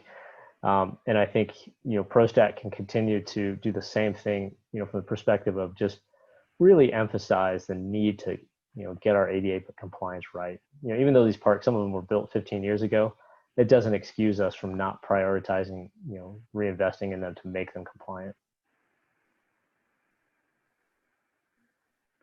Okay, well, that's a big dollar bill, unfortunately. Yeah. You got any idea how much one of those shade structures costs that you're putting in? I think you're putting in 2 by the pickleball. Leslie, what do those cost each? Those are just the small ones that I think fit one picnic table underneath them. Similar to the one that's existing there, and I should know, but I don't, how much that was. I'm thinking they were maybe 10 grand. Okay. I'll double check that tomorrow. So with all the trees going in that are little and cutting them down, I'm just trying to get in my head, Neil, how much can we realistically ask for? Like, I mean, what Leslie was saying is, if we're going to pay for shade structures, it's going to have to come out of somewhere else because, the budget's full. And I'm not sure how helpful we can be to say we need, we want 5 shade structures or, something like that versus just our prioritizing. So I guess I'm kind of struggling with a bunch of line items here versus recommended priorities. And I agree. I mean, I think, what's different about PROSTAC is PROSTAC's been pretty aligned to what staff has been driving. And, the two have worked historically really well. And a lot of that's been driven by what the board wants to see. So we've spent a lot more money on new parks, and that's where PROSTAC's been fantastic, in terms of, helping to design Wildflower or Founders. But when we get into maintenance, it's a black box. I don't know that we've ever really, as a group or as a town, prioritized or allocated how do we want to, bump up the maintenance, because it is that ugly thing that you kind of just don't like dealing with. And, Leslie, I don't know the best way other than, you and Matt and I can talk about trying to squeeze 100,000 in, over the next couple of years, 50 per year, to just increase the shade structure and, increase the maintenance, so that we're doing replacement capital for existing facilities, and then, a whole new line item for ADA upgrades, because we got to get this in front of the board. And I think it's just been a blind spot for a while, because no one likes to talk about maintenance. I mean, it's like, Go ahead. no, I was only going to say, like, I mean, even when we go through the budget, we get to the water treatment facility and it's like, well, yeah, we got to spend the money. It's just, it's not exactly as cool as, building out 1500 Colton Road, but it's a part of run of the town, right? And it's reinvesting in its maintenance. And I have no reason with taking a message from PROSTAC that says, we see what we're spending on art. It's 100,000 a year. And, as a town, we have to be equally committed to the existing parks that we have, and we should be spending at least $100,000 a year on our existing parks. I think that is, a sort of short and sweet nugget, and I think it's the right way to approach it. Maybe it's 200,000, maybe it's 80,000. But the point is, I mean, the number we have here is a plug. It's the number to make the budget balance. Why don't we increase it by 10x and really double down on our parks? Well, it's 10 or 15K in the line item right now, right? Right. And it just seems like that's got to change fundamentally, or we're going to be in the same place year after year. And Leslie, there's 175,000 in here for tennis court lighting upgrades, and it says it was pulled in from a previous year.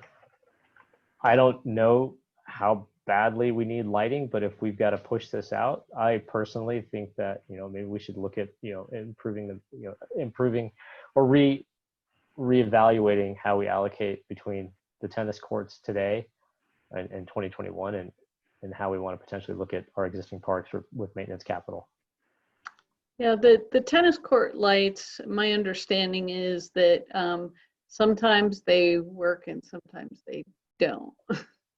And it wouldn't make sense to go in there and do a repair because they're an older system. It makes more sense to go in, put in the LEDs, put in the more efficient lighting that has less spillage. So that's what they're looking at there. Could we put it out another year? Probably. We just have it, maybe, you might show up for your tennis reservation and the lights may not work. And I think that's the perception of, relative to staff driving the budget versus PROSTAC versus the board. That's a different balancing act than sort of the CAPS line item. CAPS committee drives the spending, top to bottom, versus here there's a direct connection to what Parks and Rec staff thinks needs to be done, with the tennis court. And that makes, PROSTAC's job that much harder when it comes to sort of rejiggering the budget. And I don't know the best path forward other than, spending a little bit more time when there isn't any on how to potentially rejigger some line items here to get more in the maintenance bucket. And I'm sorry, go ahead, Leslie. no, I think I don't necessarily think it's your job to figure out, at least not the committee's job. You'll probably get into it. Figure out how to find the dollars, but I think you can point out your priorities and recommendations. And if I think it's reasonable to say, our level of maintenance right now is at this point, and we need to bring it up a notch, and we'd like to add that, double it, or add 50% on there. There is going to be some staff limitations to some of that. The amount of dollars you throw at it doesn't necessarily mean we have the staff hours to do the work. So increasing it incrementally is probably what I would recommend, so we can start working ourselves up to that. So as we continue to grow as a department, and when Parks 1 and 2 come on, we are probably going to look at some additional maintenance staffing coming online. So we will be having some growth in capacity to get work done. We can also look at contracting some of that out, but if we go from 10,000 to 200, it's going to be really hard for us to get that work done. So.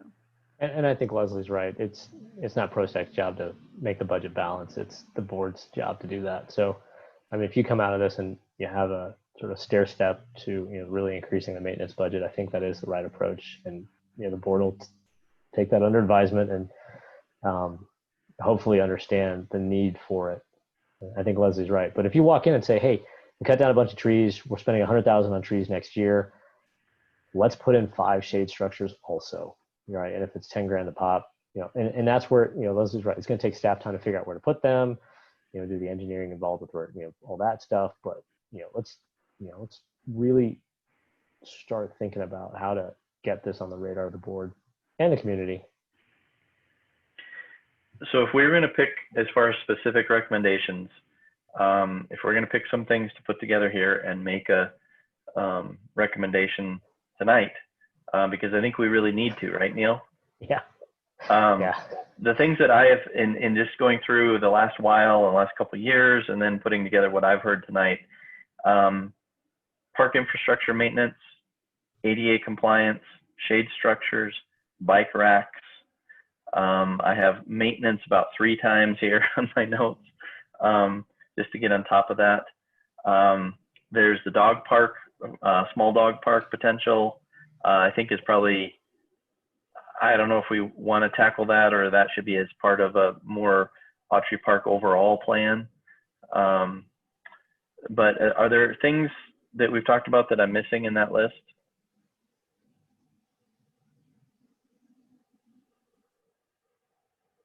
Or does that pretty well cover it? I think it covers it. I think it's plenty. Well, I think it's probably more than we can get, but I think they're all important things. And then I guess, do we want to prioritize those items? And so if we said park infrastructure maintenance, ADA compliance, bike racks, and say shade structures, if those were the things that we were going to put before the board and say we think these are important, how would we rank those things? Susan, if you wanted to rank them yourself, how would you rank them? I think I would rank them the way you just said them, but by ranking, I wouldn't want to convey that we think, well, if there's only X amount of money, then just do number 1. Like if there's X amount of money, maybe it would make more sense to try to split it up reasonably. But Okay.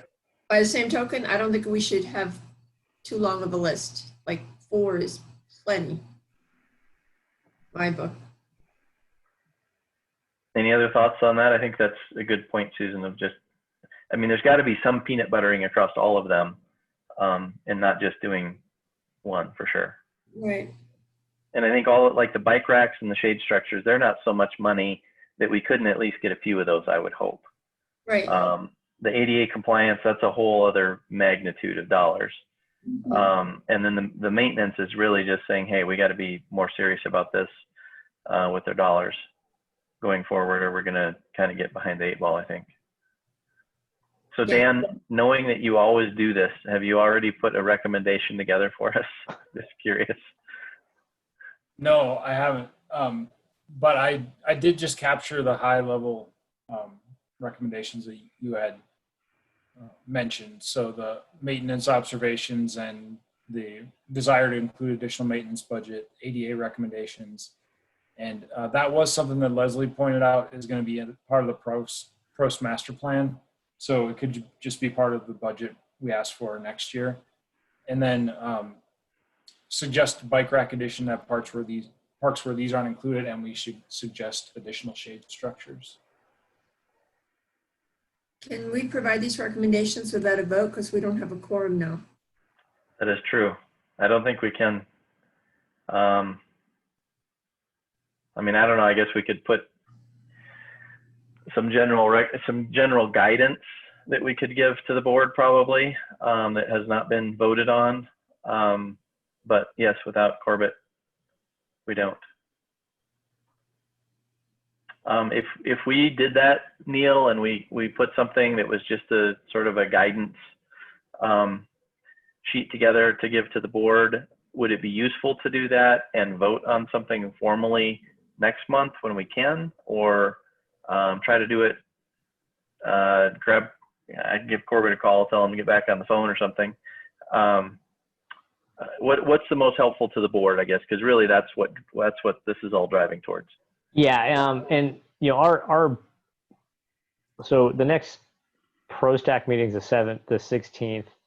Our actual budget meeting, I think, is the 17th. But in the interim, obviously, you know, whatever you discuss on the 16th, we're not going to have time to digest anyways. But I think directionally, you know, I think what you just laid out is fine. You know, the current PROSTAC informally, you know, here's what we want. You know, we'll formally vote on it at the next meeting because there's probably going to be some revisions to both between now and then anyways. I'd like to think that Leslie can probably drop some numbers in, along the lines of what's reasonable. And then, the board will take both, staff recommendation and PROSTAC informal recommendation into the budget blender and figure out how to make it work. Okay. But I think, I think the board acknowledges, PROSTAC is down 4 people right now. So it's pretty much, you got to have everybody here to hit quorum. So it is a bit of a challenge.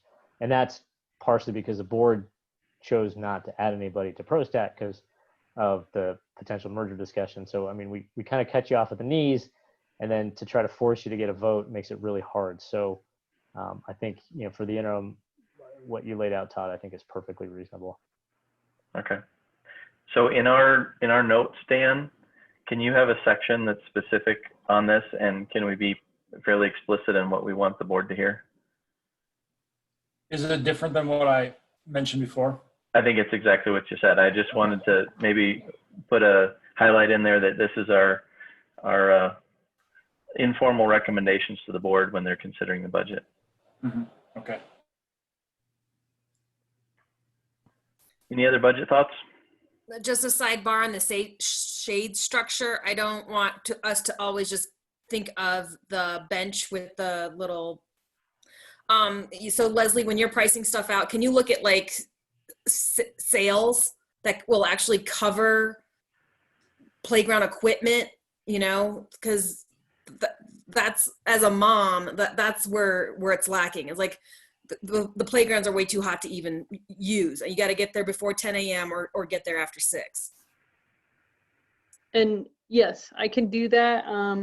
For a large playground, you're probably looking at $100,000 because you have to get the height in there.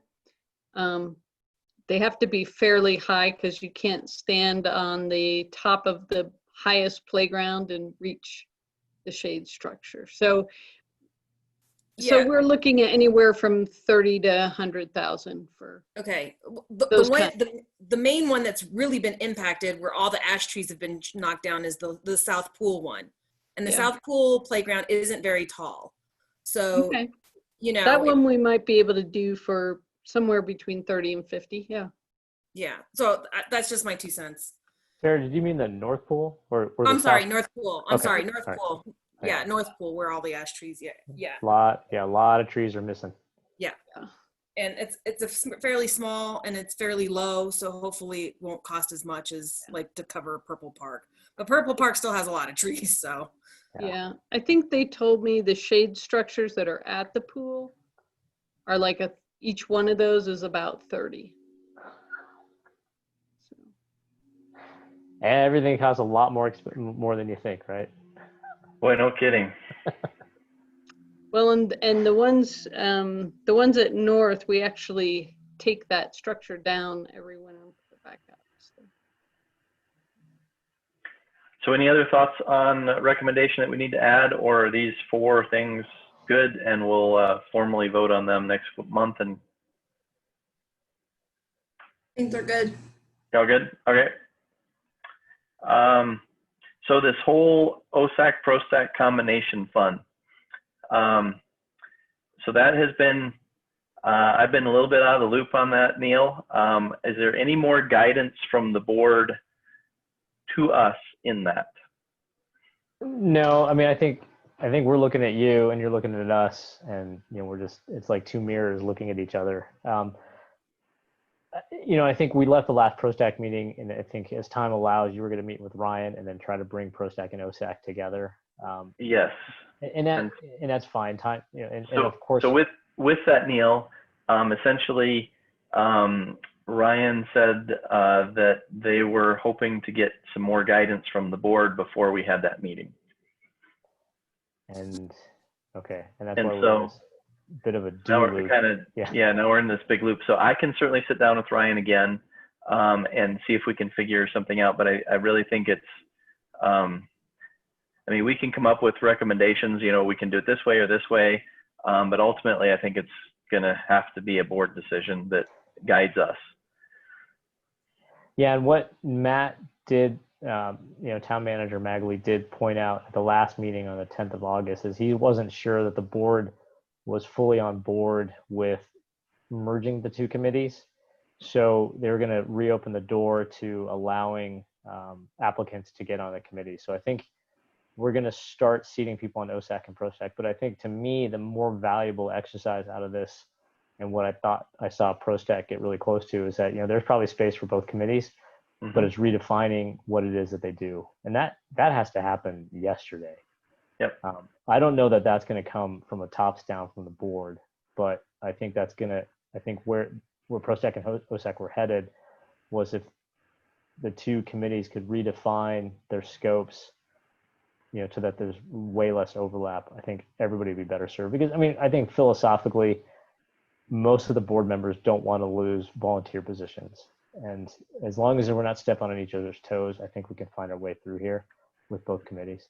So in talking to Ryan, is it fair to re-scope that a little bit, and rather than have it be a discussion of do we combine or not combine, can it turn into how do we redefine each group in a way that satisfies what the town needs, satisfies the desires of the current members in terms of how that would play out, and give that recommendation to the board? Is that a better thing for us to be discussing rather than the merge or not merge discussion? I think so. I mean, I don't want to shut the door on the merge or not merge. I think there's still appetite to go down that path if it makes sense. But at least for some of us, you know, sort of stepping back and looking at the 10,000 foot level, you know, the reason we're even having this conversation, because I think there's a lot more overlap than there needed to be. So if we step back and see what can we do to reduce that overlap, but as part of that process, if we see that there's no way to do that, then, you know, by all means, it's okay to come back and say, yeah, we can't do this. We need the board to either merge us or, you know, redefine it for us. Right. Okay. Well, I will take that as the mandate of what we need to go do rather than the merge or not merge discussion, because I think that that's a lot. I don't know. I don't want to say it's an easier discussion, but I think it's a problem that we can define a little bit more clearly. It is, and I apologize that you guys are getting whipsawed by this, but it's a function of a seven-headed beast with, you know, different ideas and opinions on how to do this. You know, tops down, it's definitely not, you know, there's nothing against that if we just jam them together. And we may have been moving in that path, but I think at least a few of us have acknowledged that there's probably, you know, some board-driven overlap here that we can peel back and let you guys find a way to work together.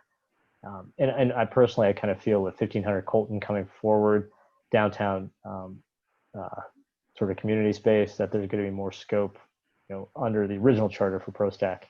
So, and with the Post Master Plan finalizing, you know, I think there's going to be plenty of work for both committees. But let's. Well, there's no doubt there's plenty. Yes.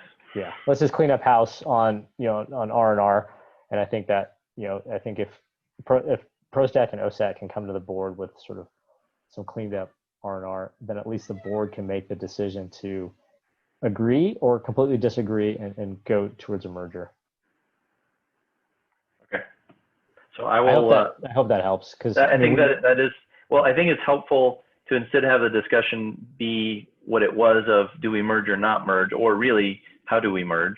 Yeah. And we peel it back and say, hey, let's just be smart about this and redefine things, and see how we actually cover what needs to get done, and not just for today, but the moving forward. Like you said, with 1500 Colton and other things, it's going to be a lot different than it is today.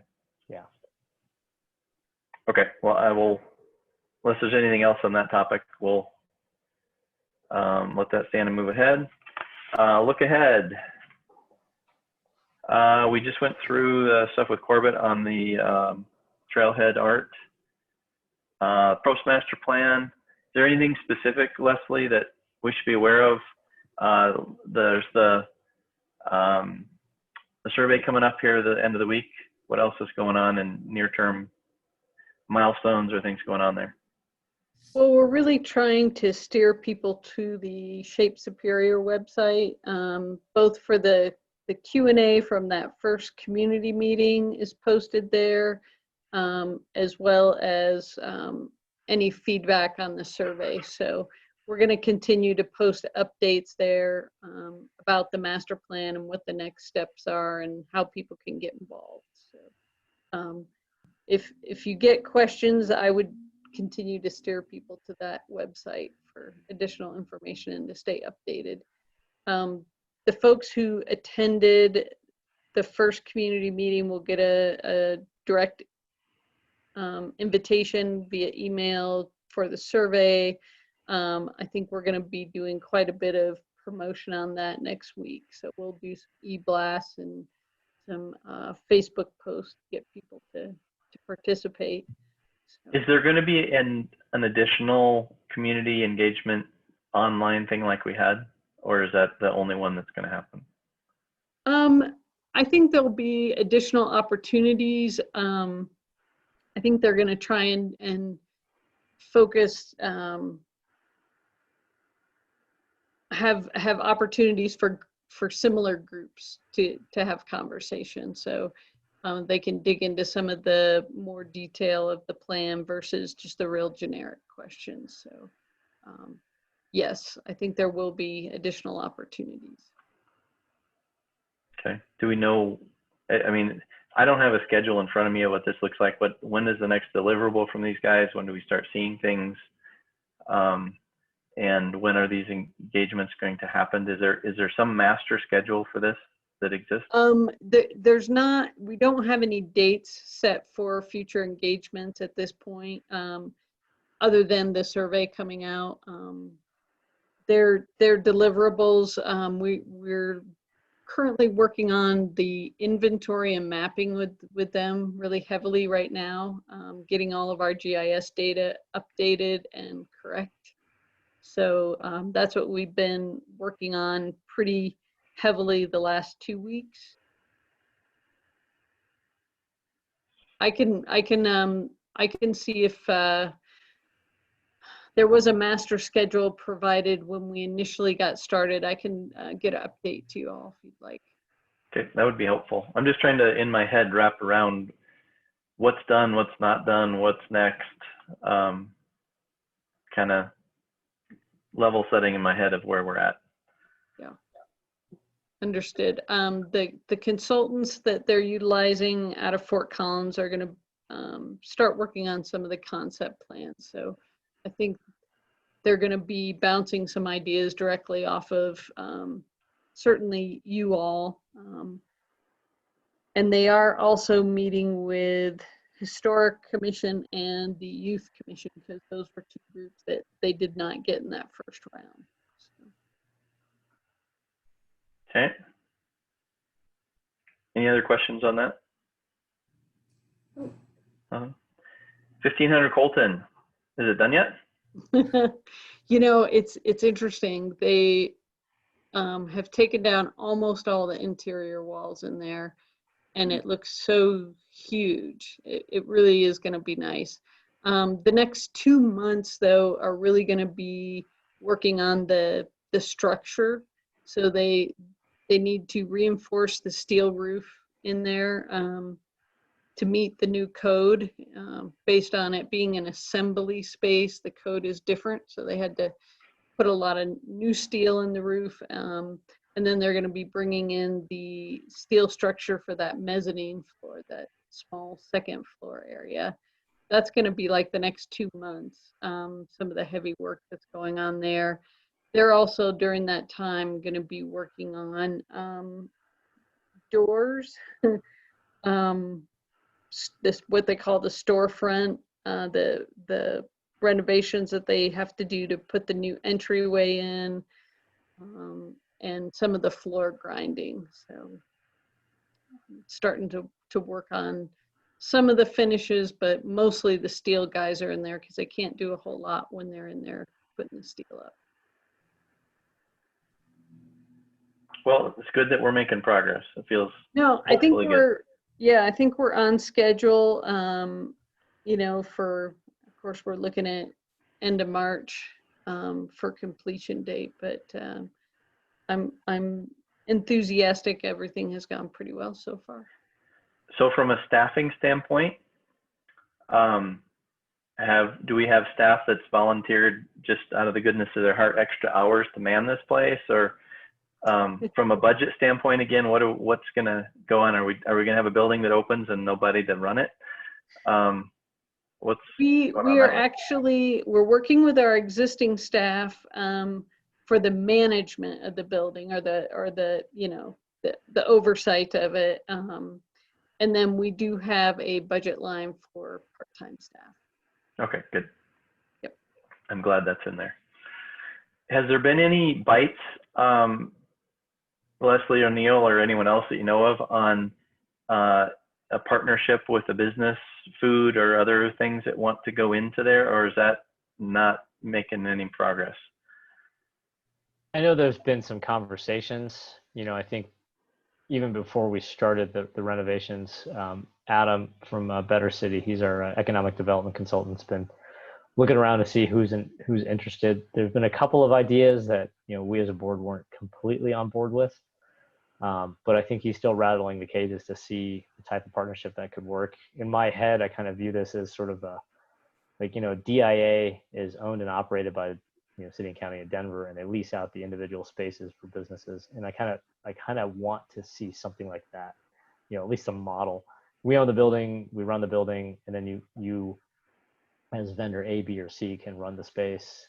And I think we will find somebody. I'm optimistic that we'll find somebody. It's just, obviously with COVID, it just makes everything go out the window, because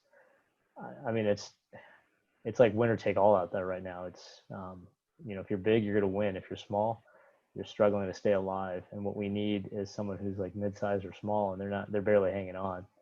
Right. So if we'd done this, 3-5 years ago, totally different. Right now, I'm not quite sure. Right. But at least that's not a requirement to move forward and have the wherewithal to make it happen. So that's good.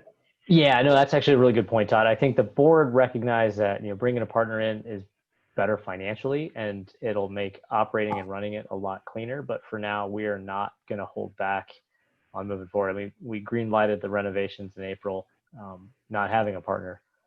Someone may show up later and say, well, we don't really like the way that this thing got designed. Well, then you weren't the right partner. So, I mean, it would have been nice to have had a partner lined up before we started the renovation, but I think fundamentally, what we're getting is basically everything that we had asked for with the community-centric design discussions we had. And I think we will find a vendor out there that wants to run it and operate it in a way that works for us. It just might take a little while. And in the interim, the programming is going to be driven by the community in terms of what Prost staff and Parks and Rec and everybody else thinks that we should try to do in there. Which, I mean, I think 6 months from now, we got to start thinking seriously about programming and how that looks, absent a partner, because even a partner, they're not going to be doing the programming. They're going to be figuring out the concessions. It's going to be up to PROSTAC, pro staff, how do we program the building? Right. Well, let's hope that we can have large community gatherings when it opens. Good We'll question. just say that. Well, we're going to have a lot of outdoor space, so that that'll be good in the summer and spring and fall. That it will. We'll put a lot of X's 6 feet apart all over. All over the floor, yeah. Well, I guess if anything else, it tells us we got to make sure that HVAC is running. Yep. For sure. Okay, thanks for the update on that. Pickleball, you gave the update earlier. Anything else we missed for tonight? I don't think so. Hey, Dan, give us your 3-sentence spiel. We discussed and decided to pursue grants for trail maintenance planning from the state of Colorado, including potential crusher fine trail additions. We discussed a plan to include tennis and pickleball reservation system in summer of 2021. And we discussed and summarized budget recommendations for the 2021 budget. Sounds good. All right. I think the only thing I was going to add, because I think it was in the email chain today, is the Roger Creek project, Boulder Creek neighborhoods. The We Homes is coming to the board on Monday, the 24th. So, unless you want to discuss it now, in which case I'm dropping anyways. I don't know that there was a lot for PROSTAC to weigh in on the actual FDP. There's some open space to the east of the project, and on the part that's not part of the project, Boulder Creek Neighbors has put in a pocket park already. But it's totally up to you. I don't know that there's even a schematic. I think there is in the board materials. What location is this, Neil? It's it's sort of the west of the Rock Creek and Main Street roundabout. Right at original town, at what used to be the trailhead for the Meyerhofer Trail. Okay. Yeah, I had actually tried to get that on the agenda tonight and got vetoed. But yeah, I think the interesting thing would be the discussion about where the trail alignment should go relative to getting across that parcel, if we wanted it to be where it was proposed on the west side or further east, and then how the connection through the Ormond Roche. And I think this relates to the email that we got from the citizen about worried about gates banging and that kind of stuff, from in terms of a connection through the neighborhood there. So yeah, I thought there were some good questions raised in that email. Dan, does it make sense to take that on the next meeting and go through that? Because I think these things are probably, with regard to trail alignment and things like that, maybe not going to be finalized with what the board's going to see, or is it urgent, or is it an urgent thing to go through tonight? I honestly don't know. Neil, you probably know more than I do. I actually don't know either. The board saw this in our June meeting, and Boulder Creek wanted some more time to, or actually I think in our July meeting, Boulder Creek wanted some more time to react to the recommendations from the Planning Commission, and we're kind of seeing it fresh on Monday. And I don't know. I know we had, at least in the early version, we had some questions about the trail alignment, but I'm not sure what they've settled in on right now. So maybe we just watch what happens and see if there's anything left to weigh in on it after what was discussed on Monday. Yeah, well, I'll dig up the schematic if I can. Neil, you said that was in the packet for the board meeting? Yeah, it's posted on the town website for the Monday meeting. I think there's a presentation from Boulder Creek in there. I don't recall there being any trail alignment. I think it's all pictures of where the homes are going to be versus what they had said. It was 61 homes. Now I think it's 56 or 54. I can't, or 55. But I don't remember. And I know that at our last meeting, what they had talked about, because you have the bridge over 2nd Street. And then there's going to be a walking bridge to the east of that. And I know at least a couple of board members were not quite sure what that meant. So yeah, I mean, if PROSTAC members have an opportunity to kind of look at it, it wouldn't hurt. Just use it, because there's not enough people to make a recommendation right now. So as individuals, I think it's okay to just shoot us a note and let us know what you think, prior to, I think, noon on Sunday. Okay. Sounds good. Anything else we missed? No, I just have a question. So I'm the swimmer on this committee. So families are wanting to know, like, how late do you think the pool will stay open, or is it going to just be done in September? And will families have an opportunity for like fall splash, which is like an addition to like swim team? Just want to put it out there because I was asked about it today. Yeah, so when we are going to go to reduced hours when school goes back, and be open I think it's like 4 to 8 or 4 to 7 in the evening. Yeah, saw that. And then, okay. And I think that's going to go through September 27th, I believe. Oh, that's awesome. Okay. Is what we're looking at right now. At least that's our recommendation, and that's what we're going to really try to do, as long as we can maintain staffing. Right. That's always the struggle, but this year with a lot of kids doing school from home, it's opening up some of their availability, which is nice. Oh, that's great news. If we can keep it open till the end of September, that's better than Labor Day. Yes, agreed. Okay, well, thanks everyone. And we'll talk to you later. Thank you. Meeting adjourned. Bye.